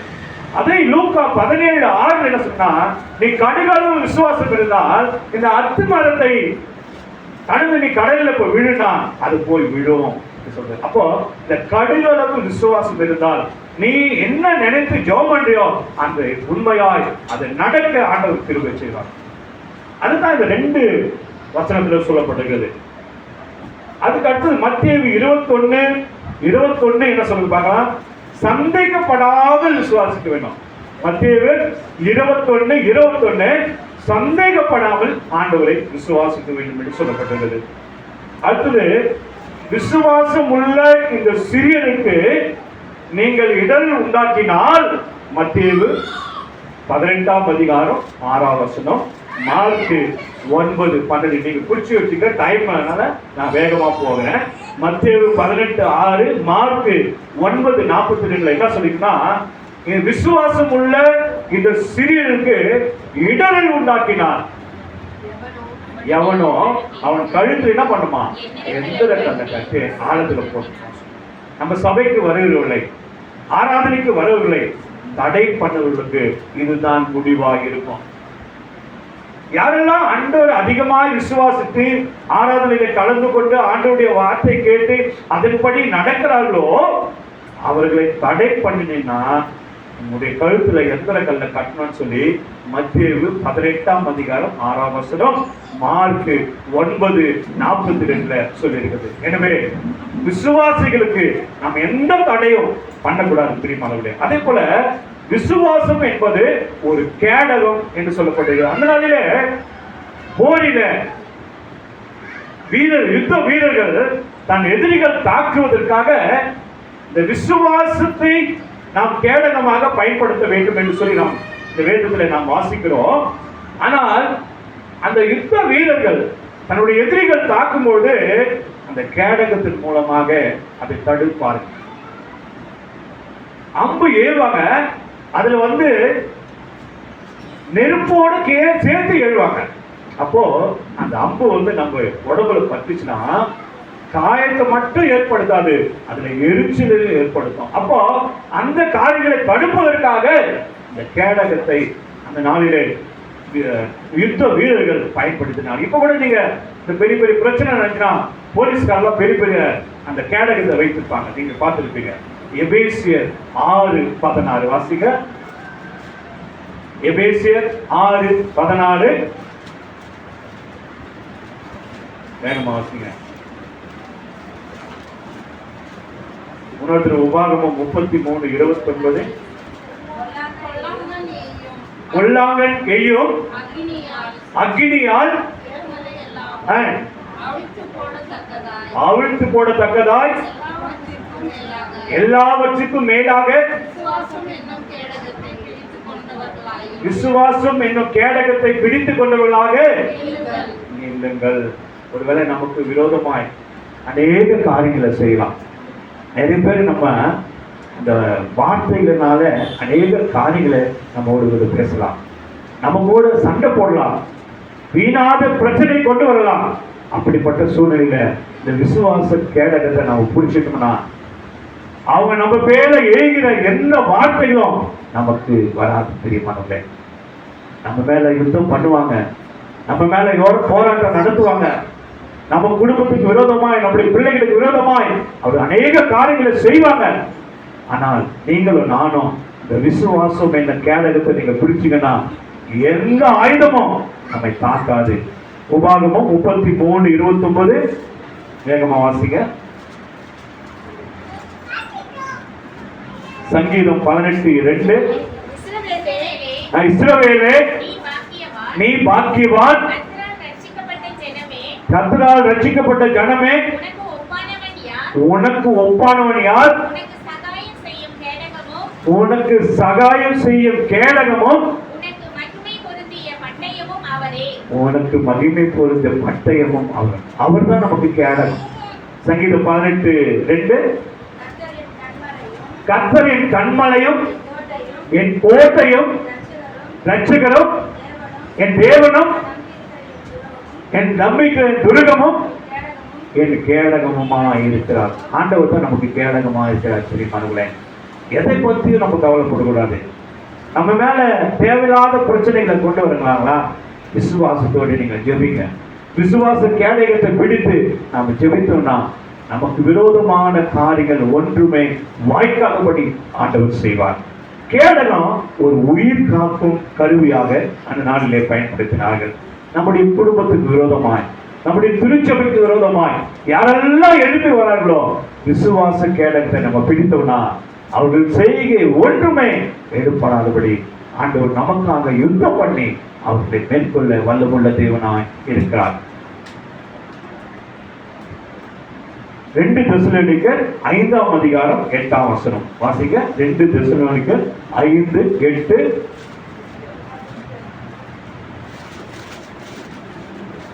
வேகமா வாசிங்க. 2 தெசலோனிக்கர் 5:8. பகலுக்குரியவர்களாகிய நாமோ தரித்தவர்களாய் இருந்து விசுவாசம், அன்பு என்னும் மார் கவசத்தை, ரட்சிப்பின் நம்பிக்கை என்னும் தலை சீடாவையும் தரித்துக் கொள்ள கடவோம். அந்த மார் கவசம்னா புல்லட் ப்ரூஃப். நம்ம முன்னாள் முதலமைச்சர் ஜெயலலிதா அவங்க போட்டிருந்தாங்க. எந்த பெரிய கண்ணுல சுட்டாலும் ஒண்ணுமே நடக்காது. அப்ப நம்ம விசுவாசம் எப்படியா நம்முடைய மார் கவசமாய் 2 தெசலோனிக்கர் 5ஆம் அதிகாரம் 8ஆம் வசனத்துல அது நம்முடைய விசுவாசம் நமக்கு மார் கவசமாய் இருக்கிறது. பிரியமானவர்களே, எந்த எதிரி நம்மை தாக்கினாலும் சேதப்படுத்தாதபடி ஆண்டவரே நமக்கு கேடகமும் மார் கவசமாய் இருந்து பாதுகாத்து வருகிறார். இப்போ இந்த விசுவாசத்தின் மூலமாக ஆண்டவருடைய இந்த வேதத்துல அநேக நன்மைகளை பெற்றுக் கொண்டார்கள். ஆபிரகாமை குறித்து ஆபிரகாம் விசுவாசத்தின் தந்தை என்று நம்ம சொல்லுகிறோம். ஆபிரகாமுடைய வாழ்க்கையில 75வது வயதுல ஆண்டவர் ஒரு வாக்குத்தத்தத்தை ஆண்டவர் ஆபிரகாம் கொடுக்கிறார். என்னன்னா, இந்த சந்ததியை கடற்கரை மணல் போலவும் வானத்து நட்சத்திரம் போலவும் நான் ஆசீர்வதிப்பேன் என்று சொன்னான். ஆனா ஆபிரகாம் 100 வயது, அவருடைய மனைவி சாராளுக்கு 90 வயது. அப்பதான் அந்த வார்த்தையை ஆண்டவர் நிறைவேற்றி ஆபிரகாமுக்கு ஈசாக்கை ஆண்டவர் கொடுத்தார். இப்ப நம்ம வாசித்த ஆதியாகமம் 22ஆம் அதிகாரத்துல ஆண்டவர் எத்தனையோ ஆண்டுகள் பொறுத்து 100 வயதுல ஒரு குழந்தை கொடுத்துட்டு இந்த 22வது அதிகாரத்துல நம்ம வாசிக்கும் போது ஆண்டவரா பிதாவாகிய கடவுள் என்ன சொல்றாங்க ஆபிரகாம் கிட்ட, உன்னுடைய குமாரனை ஈசாக்கை நான் சொல்லுகிற இடத்துல போய் நீ பலி செலுத்த வேண்டும் என்று சொன்ன பொழுது நீங்களும் நானும் தான் என்ன சொல்லியிருக்கோம், அது போக கடவுளோ இல்லை கடவுளோ இல்லைன்னு சொல்லியிருக்கோம். எனக்கு கொடுத்ததே ஒரே குமாரன், ஒரே குழந்தை, அதை போய் நீங்க பலி செலுத்துற நீங்க சொல்லுறீங்கன்னு சொல்லி நாம இருந்தா ஆண்டவரத்துல என்ன பண்ணிருப்போம், சண்டை போட்டிருப்போம். என்ன ஆண்டவர் ஒரே ஒரு குழந்தை கொடுத்தீங்க, அதை போய் பலி கொடுன்னு சொன்னீங்களே. ஆனா ஆபிரகாம் என்ன சொன்னா, அதிகாலமே எழுந்து தன்னுடைய பிள்ளையை கூட்டிக்கிட்டு கத்தி எடுத்துக்கிட்டு விரவு கட்டைகளை எடுத்துட்டு 2 ஊழியக்காரரை கூப்பிட்டு எமரியா தேசத்துல அந்த மலைக்கு போயிட்டு அந்த இடத்துல கீழே மலை அடிவாரத்துல அந்த வேலைக்காரர் நீங்க இங்கேயே இருங்க, அந்த சொன்ன அந்த விசுவாசத்தின் வார்த்தைகளை நீங்க படிக்கும் போது உங்களுக்கு தெரிஞ்சிருக்கும். நீங்க இங்கே இருங்க, நானும் என் மகனும் போய் ஆண்டவரை தொழுது கொண்டு மீண்டுமாய் நாங்கள் வருவோம் என்று சொல்லி அந்த இடத்துக்கு சொல்லப்பட்டது. சரி, தன்னுடைய மகன் மேல விறகு கட்டை எல்லாத்தையும் நெருப்பு கத்து எல்லாத்தையும் எடுத்தாரு. ஈசாக்கு ஆபிரகாமை பார்த்து என்ன கேட்கிறான், அப்பா எல்லாமே இருக்குது, ஆனா பலி இருக்கு ஆட்டுக்குட்டி மாத்திரம் தானமே என்று சொல்லி அந்த இடத்துல ஈசாக்கு கேட்கும் போது ஆபிரகாம் என்ன சொல்றாரு, அதை ஆண்டவர் பார்த்துக் கொள்வார் என்று சொல்லி. அப்போ ஆபிரகாமுடைய விசுவாசம் என்னன்னா, நான் உண்மையா இருப்பேன், ஆண்டவருக்கு என் மகனை பலி செலுத்த கூட நான் ஆயத்தமா இருக்கிறேன், ஆனால் ஆண்டவர் அதை பார்த்துக் கொள்வார்னு சொல்லி பலிபீடத்தை கட்டி விறகெல்லாம் அடிக்கிட்டு அது மேல தன்னுடைய மகனை படுக்க வச்சுட்டு கத்தி ஓங்கி வெட்ட போகும்போது வானத்திலிருந்து ஒரு சத்தம் கேட்டது, உன் மகன் மேல உன் கையை போடாதேன்னு சொல்லி.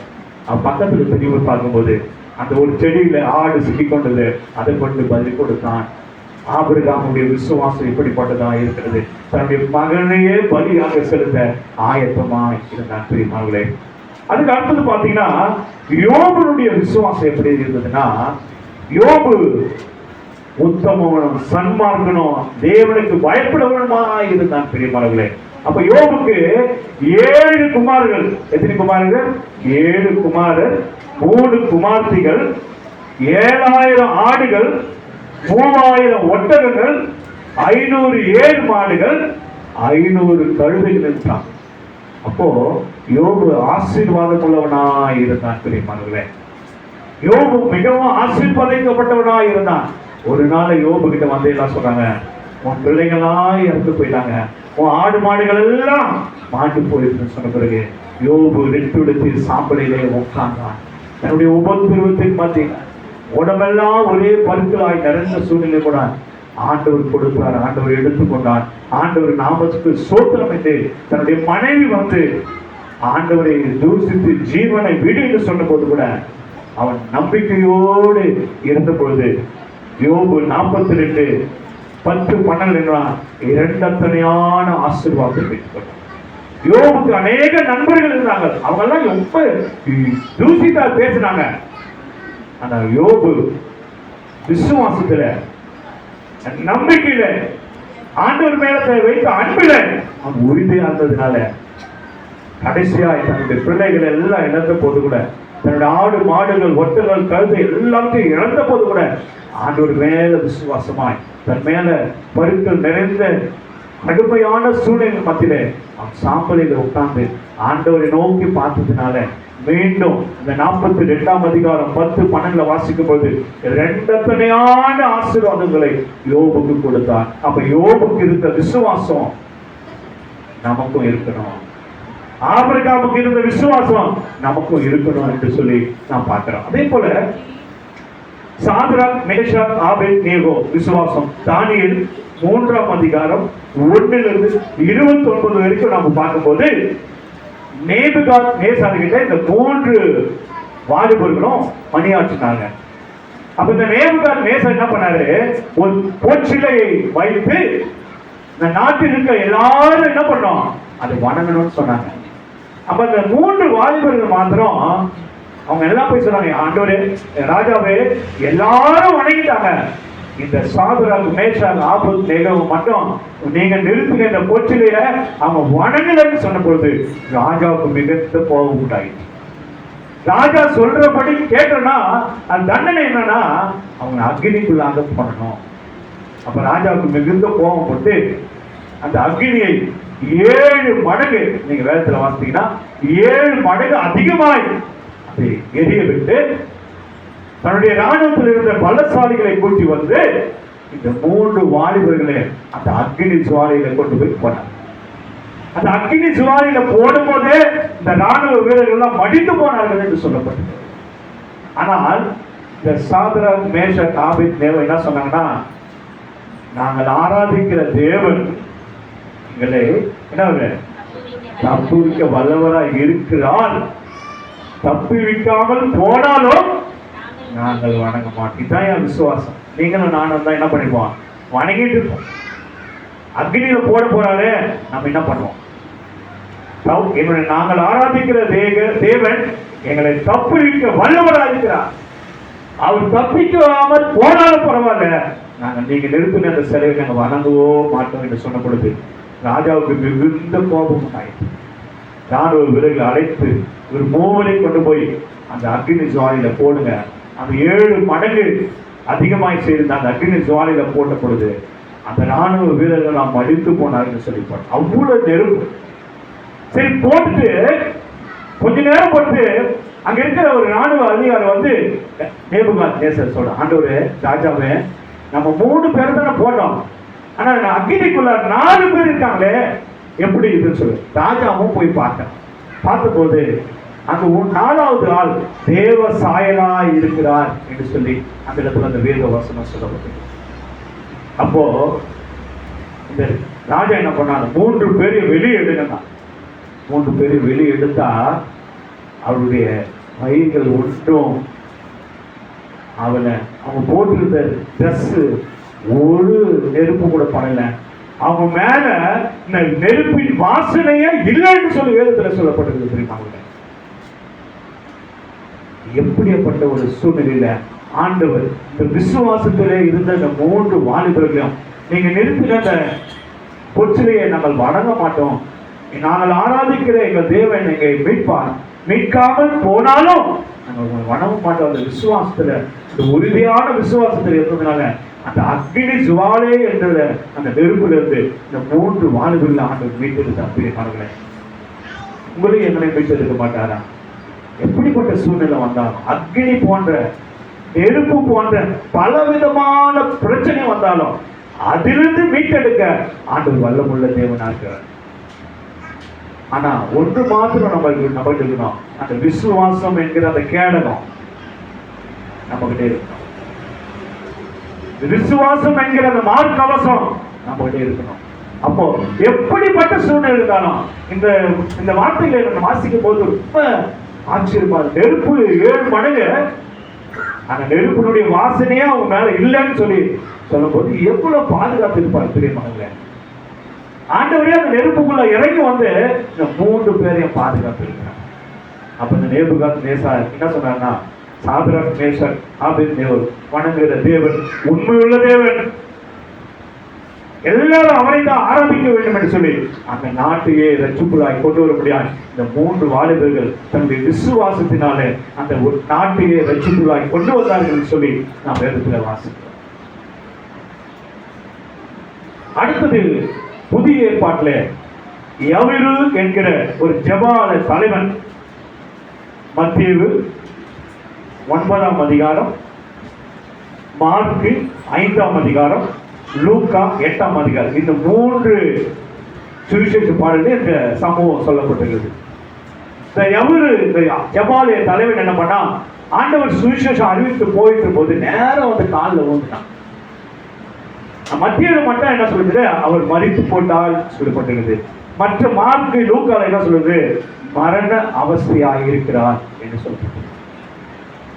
ஆண்டவரே நீங்க வந்து என் மகளை சுகப்படுத்துங்க, அவளை உங்களுடைய கரத்தினால தொட்டு அவளை சுகப்படுத்துன்னு சொல்லி காலிலே விழுந்த ஜெபாலய. அப்போ ஆண்டவர் இந்த ஜெபாலய தலைவரோடு பேசிக் கொண்டிருக்கும் பொழுது அவங்க வீட்டில இருந்து ஒருத்தர் ஒடியாராம், என்னன்னு நீ போதகரை துன்பப்படுத்தாதீங்க, உன் மகள் இறந்து விட்டால். அப்பதான் ஆண்டவர் சொல்றாரு, பயப்படாது, விசுவாசம் உள்ளவனாய் இரு என்று சொல்ல. நீ பயப்படாது, உன் மகன் இறந்து விட்டான்னு சொல்லும் பொழுது கூட அவன் பயப்படுறான். ஆண்டவர் சொன்னாரு, பயப்படாது, விசுவாசம் உள்ளவனாய் இரு. ஆண்டவர் அவங்க வீட்டுக்கு போறாங்க. போனா எல்லாரும் அழுதுட்டு நல்ல மேல தாளங்களோடு பயங்கரமா நடந்துட்டு இருக்குது. ஆண்டவர் என்ன சொன்னாரு, அவன் மரித்து போகல, நித்திரையா இருக்கிற எல்லாம் சிரிச்சாங்க. அப்ப எல்லாரையும் வெளியே அனுப்பிட்டு ஆண்டவர் உள்ள போயிட்டு மார்க்கு 5:41 வாசிங்க. அவர் ஒரு வார்த்தை அந்த இடத்துல சொல்லுகிறார். என்ன சொல்றார்? மார்க்கு 5:41 பிள்ளையின் கையை பிடித்து லலிதாகுமி என்றார். அதற்கு சிறு பெண்ணே எழுந்து என்றார். அப்படியே அந்த சிறு பெண் எழுந்து உட்கார்ந்தாங்க. அங்க இருக்கிறவங்க எல்லாம் ஆச்சரியப்பட்டு ஆண்டவரை ஏற்றுக்கொண்டார்கள் என்று சொல்லி வேதத்துல வாசிக்கிறார். ஒருவேளை உங்களையும் என்னை பார்த்து கூட எல்லாம் நகைப்பாங்க, சிரிப்பாங்க. அது பார்ப்பான், இந்த போறான் பார்ப்பான், இந்த பூரா பார்ப்பான், ஏதோ பைபிள் தூக்கி போறான், இப்படி எல்லாம் சொல்லுவாங்க. ஆனாலும் ஆண்டவர் நம்மோடு கூட இருக்கிறார். ஆண்டவர் நம்மை உயிர்ப்பிக்க தேவனா இருக்கிறார். பிரியமானவர்களே, அவர் வல்லமுள்ள தேவன். நீ விசுவாசம் மாத்திரம் இரு, பயப்படாதே, விசுவாசம் உள்ளவனா இரு என்று சொன்னார் ஆண்டவர். இந்த ஜெபாலய தலைவரை பார்த்து அவன் வீட்டுக்கு போனோன்னு பிள்ளையுடைய கையை பிடித்து தூக்கணும்னு அந்த மகள் எழுந்து உட்கார்ந்தால் அவருக்கு உணவு கொடுங்க என்று சொன்னார். இதான் ஆண்டவர் செய்கிற ஒரு அற்புதம். மரித்து போன சூழ்நிலை கூட ஆண்டவர் உயிர்ப்பிக்கிற தேவனா இருக்கிறார். அடுத்தது இந்த நிகழ்வு நடந்து கொண்டே இருக்க சொல்லும் போது அங்க நடுவில் ஒரு சகோதரி கூட வராங்க. 12 வருடமாய் பெரும்பாடு உள்ள ஸ்திரீ, தன்னுடைய ஆஸ்தி எல்லாம் டாக்டருக்கே செலவு பண்ணிட்டாங்க. அந்த பெரும்பாடு குணமாகவே இல்லை பெரியமானவர்களே. அப்ப இயேசு ஆண்டவர் அற்புதம் செய்கிறார் என்று சொல்லி அவர் கேள்விப்பட்டு ஜனக்கூட்டம் அதிகமாக இருந்தது. ஆண்கள் மத்தியில பெண்களே வரக்கூடாத சூழ்நிலை. அதன் மத்தியிலும் அவர் எப்பயாவது ஆண்டவருடைய அந்த வசூலத்தின் ஓரத்தை தொட்டால் ஆண்டவர் எனக்கு சுகம் கிடைக்கும்னு சொல்லி அந்த ஒரு பெரிய விசுவாசத்தோடு அவர் வந்து அந்த வஸ்திரத்தின் ஓரத்தை மாத்திரம் தொட்டார். பெரியமானவர்களே, அவருடைய பெரும்பாடு நீங்கிற்று என்று சொல்லும். உனக்கு விசுவாசம் உன்னை ரட்சித்ததே என்று சொல்லி ஆண்டவர் சொல்கிறார். மத்திய 9:27-30 வரைக்கும் 2 குருடர்கள் அங்க பாத்தீங்கன்னா 2 குருடர் வந்து தாவீதின் குமாரனே எனக்கு இறங்கும் என்று சொல்லி அவர்களை வேண்டிக் கொண்ட பொழுது அந்த 2 குருடர்களுக்கும் ஆண்டவர் பார்வை கொடுத்து உன் விசுவாசம் உன்னை ரட்சித்தது என்று சொல்லி மத்திய 9:27-30 வரைக்கும் சொல்லப்பட்டிருக்கிறது. 28வது வசனத்தை வாசிங்கள். அவர் வீட்டுக்கு வந்த பின்பு அந்த குருடர்கள் அவரிடத்தில் வந்தார்கள். இயேசு அவர்களை நோக்கி இதை செய்ய எனக்கு வல்லமை உண்டு என்று விசுவாசிக்கிறீர்களா என்று கேட்டார். அதுக்கு அவர்கள் ஆம் விசுவாசிக்கிறோம் ஆண்டவரே. 29வது வசனம். அப்பொழுது அவருடைய கண்களை தொட்டு உங்கள் விசுவாசத்தின்படி உங்களுக்கு ஆக கடவுது என்றால் உடனே பார்வை அடைந்தார்கள். இந்த 2 குருடர்கள் என்ன பண்ணாங்க?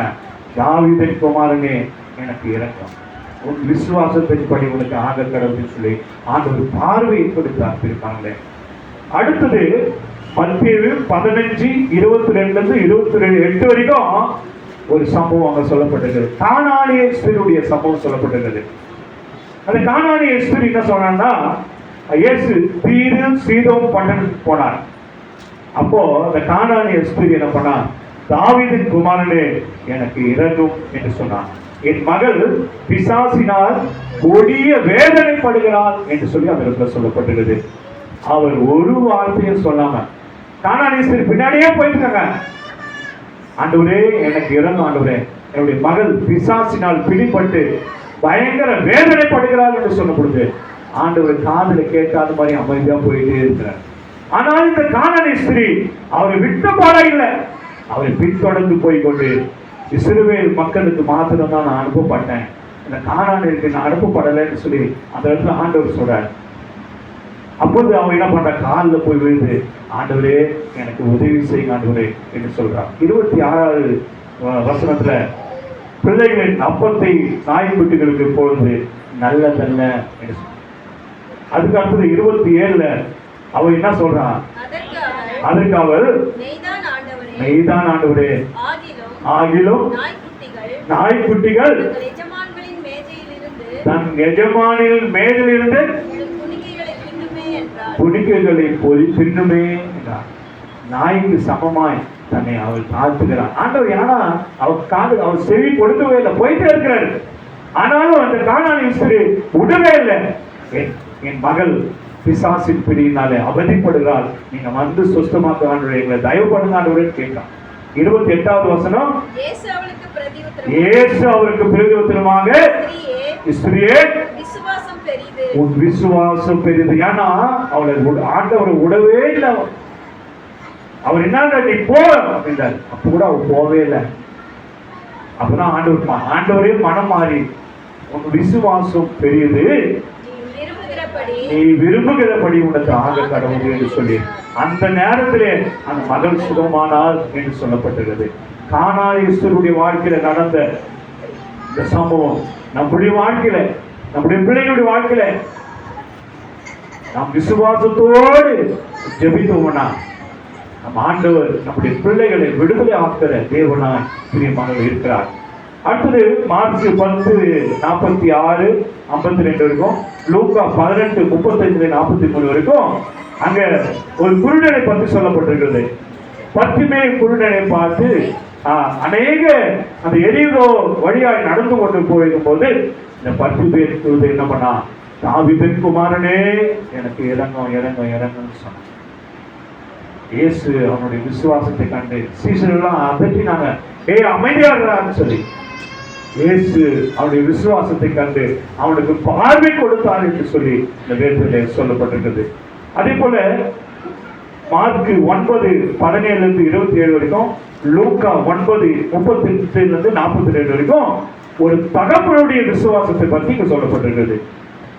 ஒரு தகப்பன் வந்து ஆண்டவருடைய பாதத்தில் விழுந்து, ஆண்டவரே என் மகன் பிசாசினால் பிடிக்கப்பட்டு அவன் தண்ணீர்ல நெருப்புல போய் விழலாம், அவனை அலங்கரிக்கு சாமி, அவனை விடுதலை கொடுங்க என்று சொல்லி நான் உங்க சீசன்கிட்ட போய் கேட்டேன். உங்க 12 சீசனுக்கு நான் போய் சொன்னேன், அவர்களால் கூடாம போயிட்டு என்று சொல்லி ஆண்டவரிடத்துல போய் மண்டிட்டு ஜெபம் பண்ணும்போது ஆண்டவர் என்ன சொன்னாரு, உன் விசுவாசத்தின்படி உனக்கு ஆக கடவுள்னு சொல்லி அந்த மகனை தொட்டு ஆண்டவர் சுகப்படுத்தினார். பிரியமானவர்களே, எனவே இந்த விசுவாசத்தின் மூலமாய் அநேக நன்மைகளை பெற்றுக் கொண்டார்கள். லூக்கா 17, கடைசியாக லூக்கா 17:11-19 வரைக்கும் ஒரு சம்பவம் சொல்லப்பட்டிருக்கிறது. 10 குருடர்கள் ஆண்டவரிடத்துல வந்து, ஆண்டவரே நாங்கள் பார்வையடைய வேண்டும் என்று சொல்லி கேட்டுக்கொண்டார்கள். அவர் 10 பேரையும் ஆண்டவர் சுகப்படுத்தினார். பிரியமானவர்களே, அந்த 10 குருடருக்கும் ஆண்டவர் சுகத்தை கொடுத்தார். ஆனால் ஒருவன் மாத்திரம் ஆண்டவரிடத்துல மீண்டுமாய் வந்து, ஆண்டவர் என்ன சொன்னார், 10 பேரையும் பார்த்து நீங்க போய் ஆசாரியருக்கு உங்களுக்கு காண்பீங்கன்னு சொன்னாரு. அவன் போன வழியிலே ஆண்டவர் கண் திறக்கப்பட்டது, சுகம் பெற்றார்கள். ஆனா ஒருவன் மாத்திரம், ஒரு குருடன் மாத்திரம் மீண்டுமாய் ஆண்டவரிடத்துல வந்து, ஆண்டவரே நீங்க எங்களுக்கு சுகத்தை கொடுத்தீங்க நன்றின்னு சொல்லி அவன் பாதத்தில் விழுந்து ஆண்டவருடைய பாதத்துல விழுந்தான். அதுல 19வது வசனம் என்ன சொல்லுது, உன் விசுவாசம் உன்னை ரட்சித்தது என்று சொல்லி அந்த இடத்துல போடப்பட்டிருக்கிறேன். எனவே விசுவாசம் உள்ளவர்களாய் நீங்களும் நானும் எதில் ஜபத்தில் எதெல்லாம் கேட்டுக்கொள்கிறோமோ அதெல்லாம் செய்கிறதுக்கு ஆண்டவர் வல்லமுள்ள தேவனாக இருக்கிறார். இந்த வசனத்தை நீங்க வாசிக்க 1 பேதுரு 1:7. 1 பேதுரு 1:7. இந்த விசுவாசம் எப்படிப்பட்டதாய் இருக்கிறது சொல்லி இந்த வேத வசனத்தில் சொல்லப்பட்டிருக்கிறது. அழிந்து போகிற பொன் அக்னியினாலே சோதிக்கப்படும், அதை பார்க்கிலும் அதிக விலையேற பெற்றதாய் இருக்கிற உங்கள் விசுவாசம் போதும். பொன்னிலும் அதிக விலையேற பெற்றதாய் இருக்கிறது எது? விசுவாசம். ஆண்டவர் தான் நமக்கு எல்லாமே, வேற யாரும் கிடையாது. நான் இப்ப சொல்ற பாருங்க, ஒவ்வொரு தனி மனிதனுடைய வாழ்க்கையில எங்க மனைவி இருக்கிறாங்க, என்னுடைய கணவர் இருக்காங்க, என்னுடைய பிள்ளைகள் இருக்காங்க, நாங்க பார்த்துக்குவாங்கன்னு சொல்லி யாரும் நம்ப முடியாது. ஆண்டவர் தான் நமக்கு அடைக்கலமான தேவனா இருக்கிறார். பிரியமானவர்களே, எந்த சூழ்நிலையை நீங்க பாத்தீங்கன்னா ஆண்டவர் தான் நம்மோடு கூடுவது. நாம் விசுவாசத்தோடு விசுவாச கேடகத்தை நம்ம புரிஞ்சுக்கணும்னா ஆண்டவர் நமக்கு அற்புதங்களை செய்கிற ஒரு தேவனான் பிரியமானவர்களே இருக்கிறார். விசுவாசத்தினுடைய மறுபக்கம் இதை சொல்லி நான் இந்த செய்தியை முடிக்க விரும்புகிறேன். விசுவாசத்தினால அநேக நன்மை பெற்றுக் கொண்டார்கள். ஆனா விசுவாசத்தினுடைய மறுபக்கம் என்னன்னா, எபிரேயர் 11:35-40 வரைக்கும் நீங்க வாசித்தீங்கன்னா, இந்த விசுவாசத்தினால சீஷர்கள் எல்லாரும் என்ன பண்ணப்பட்டாங்க, அடிக்கப்பட்டு சிலுவையில தலைகீழாய் தொங்கவிடப்பட்டு மரித்தார்கள். நம்முடைய தேசத்திற்குள்ள ஒரிசாவில் யாரு? கிரகம் ஸ்டெயின் அவர்கள் அவர் ஊழியத்துக்காக வந்த பொழுது குஷ்ட நோய்கள் மத்தியில பல இடர்பாடுகள் மத்தியில அவர் பணியாற்றும் பொழுது அவர் ஜீப்ல போயிட்டு இருக்கும்போது 2 பிள்ளைகளோடு போயிட்டு இருக்கும்போது அந்த ஜீப்பையே கொளுத்தி இந்த ஸ்டெயின்ஸும் அவருடைய 2 பிள்ளைகளும் மாண்டு போனார்கள் நெருப்புல. தன்னுடைய விசுவாசத்தினாலே ஆண்டவர் உண்மையுள்ள தேவன். அந்த அன்பை நாங்க மாற்றம் பெற்றுக்கொள்ளாது, இந்தியாவில் இருக்கிற அநேக மக்களை பெற்றுக்கொள்ள வேண்டும் என்று சொல்லி இங்க வந்து ஊழியம் செய்த பொழுது குடும்பமா எரித்து விட்டார்கள். பிள்ளைகளும் ஸ்டெயின்ஸும் மாண்டு போனார்கள். அவங்க மனைவி விட்டு போய் கேட்கிறாங்க, அந்த எடுத்தாங்களே அவர்களை என்ன பண்ணலான்னு சொல்லி, அவர்களை நான் மன்னித்து விடுகிறேன்னு சொல்லி அந்த ஸ்டெயின்ஸுடைய மனைவி சொல்றதை பார்த்து எப்படிப்பட்ட ஒரு விசுவாசம் பாருங்க. கடந்த முதல் வாரத்துல அருமையான பிரசாந்த் அவர்கள் கண் பார்வையற்ற ஒரு சகோதரி இங்க வந்து கீபோர்டு வாசித்து அவருடைய விசுவாசத்தை நான் கேட்ட உடனே நம்ம எல்லாம் ஒன்றுமே இல்லை. அவர் என்ன சொன்னாரு, நான் பெற்ற என் தாயை கூட முகத்தை பார்க்கல, என் தகப்பனுடைய முகத்தை கூட பார்க்கல, எனக்கு திருமணம் ஆயிருக்கு என்னுடைய மனைவி முகத்தை கூட நான் பார்க்கல, என் பிள்ளைகள் பிறந்தால் அவருடைய முகத்தை கூட என்னால் பார்க்க முடியாது. ஆனால் ஒரே ஒரு விசுவாசம் மட்டும் நான் வைத்திருக்கிறேன், ஆண்டவர் வரும்போது நான் அவரை முகமுகமாய் காண்பேன் என்று சொல்லி ஒரு விசுவாசத்தோடு சொன்ன அந்த வார்த்தைகள் இன்று என்னுடைய மனதில் ஓடிக்கொண்டிருக்கிறது. இது எப்படியாப்பட்ட ஒரு விசுவாசம். ஐடாஸ்காரர் பாத்தீங்கன்னா ஒரு பெரிய பணக்கார குடும்பத்துல ஒரு பிறந்த ஒரு மகள். ஆனா இந்திய தேசத்துல பெண்கள் படுகிற கஷ்டத்தை பார்த்து மீண்டுமாய் போய் டாக்டராக படித்து வந்து சிஎம்சி தொடங்கி இன்னைக்கு அநேகருக்கு சுகத்தை கொடுக்கிற விடுதலை கொடுக்கிற ஒரு சாட்சி உள்ள ஒரு பெண்ணாய் நம்ம வேலூர்ல இருக்கிறாங்க. டோல்கேட்ல போனீங்கன்னா எல்லாருடைய கல்லறையும் பெருசு பெருசா இருக்கும். ஆனா கடலுடைய கல்ல பார்க்க மரம் மண்டு போறது. அவங்களுடைய விசுவாசம் எப்படிப்பட்டது. மிஷினரிகள் எத்தனையோ மிஷினரிகள் தன் உயிரை கொடுத்திருக்கிறார்கள் ஆண்டவருடைய ஊழியத்துக்காக. அப்போ நம்ம நன்மை பெற்றவர்களை இந்த வேதத்தை பார்த்தோம். விசுவாசத்தின் மூலமாய் தன் உயிரை வாய்த்துக் கொண்ட அநேக அன்னை தெரேசா குஷ்டரோகிகளுக்காக தன் வாழ்க்கையை அர்ப்பணித்தார். ஒருத்தரிடம் போய் டொனேஷன் கேட்டாங்க, அன்னை தெரேசா இந்த பிள்ளைகளுக்காக நீங்க இதெல்லாம் கொடுங்கன்னு. அவன் என்ன பண்ணா, காரி ஒரு கையில துப்பனா. அந்த அம்மா என்ன சொன்னாங்களா, இந்த எச்சை எனக்கு இந்த பிள்ளைகளுக்காக நீங்க எதனா கொடுங்கன்னு சொல்லி உடல் கையை நீங்க பாரு. அவன் ஒரு மாதிரி ஆயிட்டாங்க. அப்போ அன்னை தெரேசா ஆண்டவருடைய அன்பை விசுவாசத்தினாலே அங்கிருந்து நம்ம தேசத்துக்கு வந்து ஒடுக்கப்பட்ட வியாதி படுகளுக்கு இந்த பிள்ளைகளுக்காக தன்னுடைய வாழ்க்கையை அர்ப்பணித்தார்கள். அதுதான் ஒரு பெரிய விசுவாசம். அதே போல இந்த நாளிலே ஆண்டவரே விசுவாசிக்கிற நீங்களும் நானும் ஆண்டவருடைய விசுவாச கேடகத்தை பிடித்துக் கொண்டு ஆண்டவருக்கு சாட்சியாய் அநேக மக்களை ஆண்டவருக்குள்ளாய் வழிநடத்துவர்களாய் நாம மாற வேண்டும். ஆண்டவருக்காய் தன்னுடைய வாழ்க்கையை நீங்க அர்ப்பணிக்கணும். ஊழியத்தில் வரும்போது பிரச்சனை போராட்டங்கள் வரும். ஆனாலும் அதை மேற்கொண்டு விசுவாச கேடகத்தை பிடித்துக் கொண்டு ஊழியத்தை நடத்த ஆண்டவர் கிருபை செய்திருக்கிறார் தெரியுமா. எனவே இந்த விசுவாசம் எல்லா மக்களும் ஒன்னை பார்க்கிறோம் அதிக மேன்முள்ளதாய் இந்த விசுவாசம் இருக்கிறது. இந்த விசுவாசத்தை கேடகத்தை பிடித்து ஆண்டவருக்கு முன்பாக நாம் நடந்து செல்வோம். கண்களை மூடி ஜெபிப்போம். எங்களை நேசிக்கிற நல்ல தகப்பனே, அருமையான இந்த பரிசுத்தமான இந்த காலவேளைக்காய் நமக்கு நன்றி செலுத்துகிறோம் ஆண்டவரே. இந்த விசுவாசம் என்னும் கேடகத்தை, இந்த விசுவாசம் என்னும் மார்க்க அவசத்தை நாங்கள் அணிந்து கொண்டார்களே, எங்களுக்கு விரோதமாய் வருகிற காரியங்களை நாங்கள் மேற்கொள்ளும்படியாய், எங்களுடைய குடும்பங்களுக்கு விரோதமாய் வருகிற காரியங்களை மேற்கொள்ளும்படியாய் இந்த விசுவாசம் என்னும் கேடகத்தை நாங்கள் பிடித்தவர்களாய், இந்த விசுவாசம் என்னும் மார்க்க கவசத்தை அணிந்தவர்களாய் இந்த உலகத்திலே நாங்கள் வாழ வேத புத்தகத்தில் விசுவாசத்தின் மூலமாய் அநேக நன்மைகளை பெற்றுக்கொண்டார்கள் ஆண்டவரே. அதே போல விசுவாசத்தின் மூலமாய் தன்னுடைய வாழ்க்கையை அர்ப்பணித்த அநேகர் இருக்கிறார்கள் சுவாமி. அது மத்தியிலும் நாங்களும் ஒரு சாட்சியுள்ள ஒரு விசுவாச குடும்பமாய், ஒரு விசுவாசம் உள்ள திருச்சபையாய், ஒரு விசுவாசம் உள்ள சகோதர சகோதரியாய் வாழ இதை நாங்களே அர்ப்பணிக்கிறோம். நீங்க ஏற்று வணங்கும்படியாக ஜெபிக்கிறோம். எல்லா துதி கன மகிமை உமக்கு செலுத்துகிறோம். இயேசு முத்தவர்கள் நல்ல பிதாவே, ஆமென், ஆமென். நம்ம எல்லாம் எழுந்திருப்போம். விசுவாச பிரமாணத்தை அறிக்கை செய்வோம்.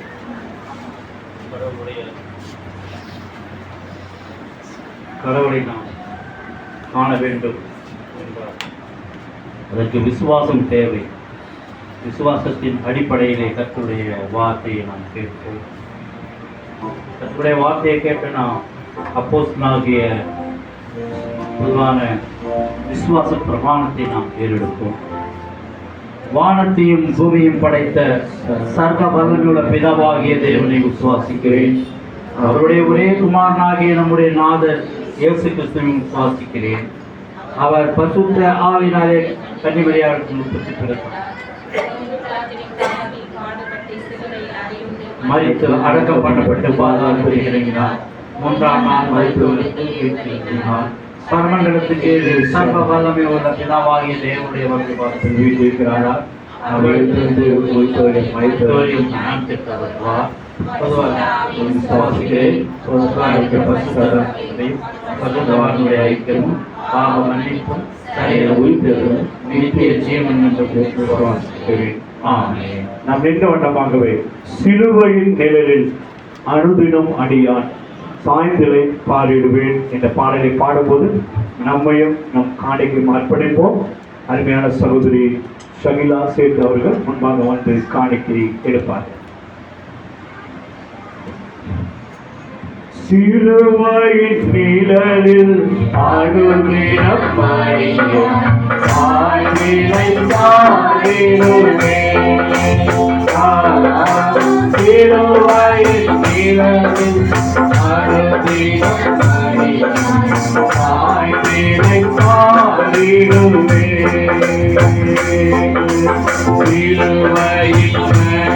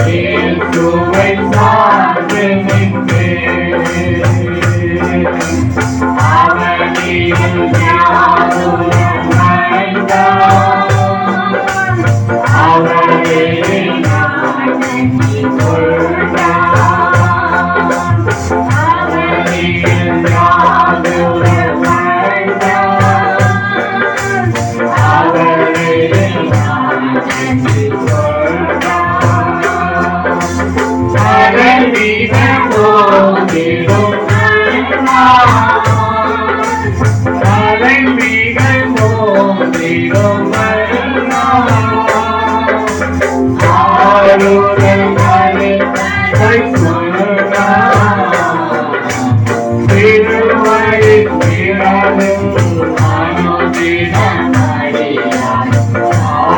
ஆதிரை பாடிடுவே திருவரை உங்களில் நடுவிடம் ஆதிரை பாடிடுவே சுரந்திடம் திருமொழி மறந்திடுவே சுரந்திடம் திருமொழி மறந்திடுவே திருமலை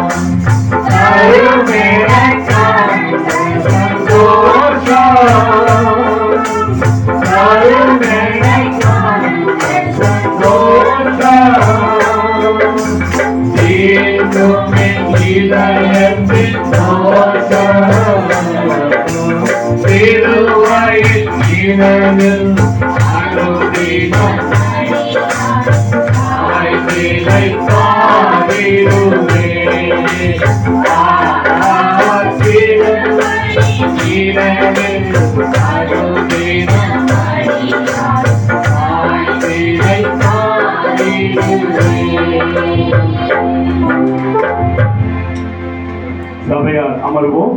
சபைக்கான அறிவிப்பை நம்முடைய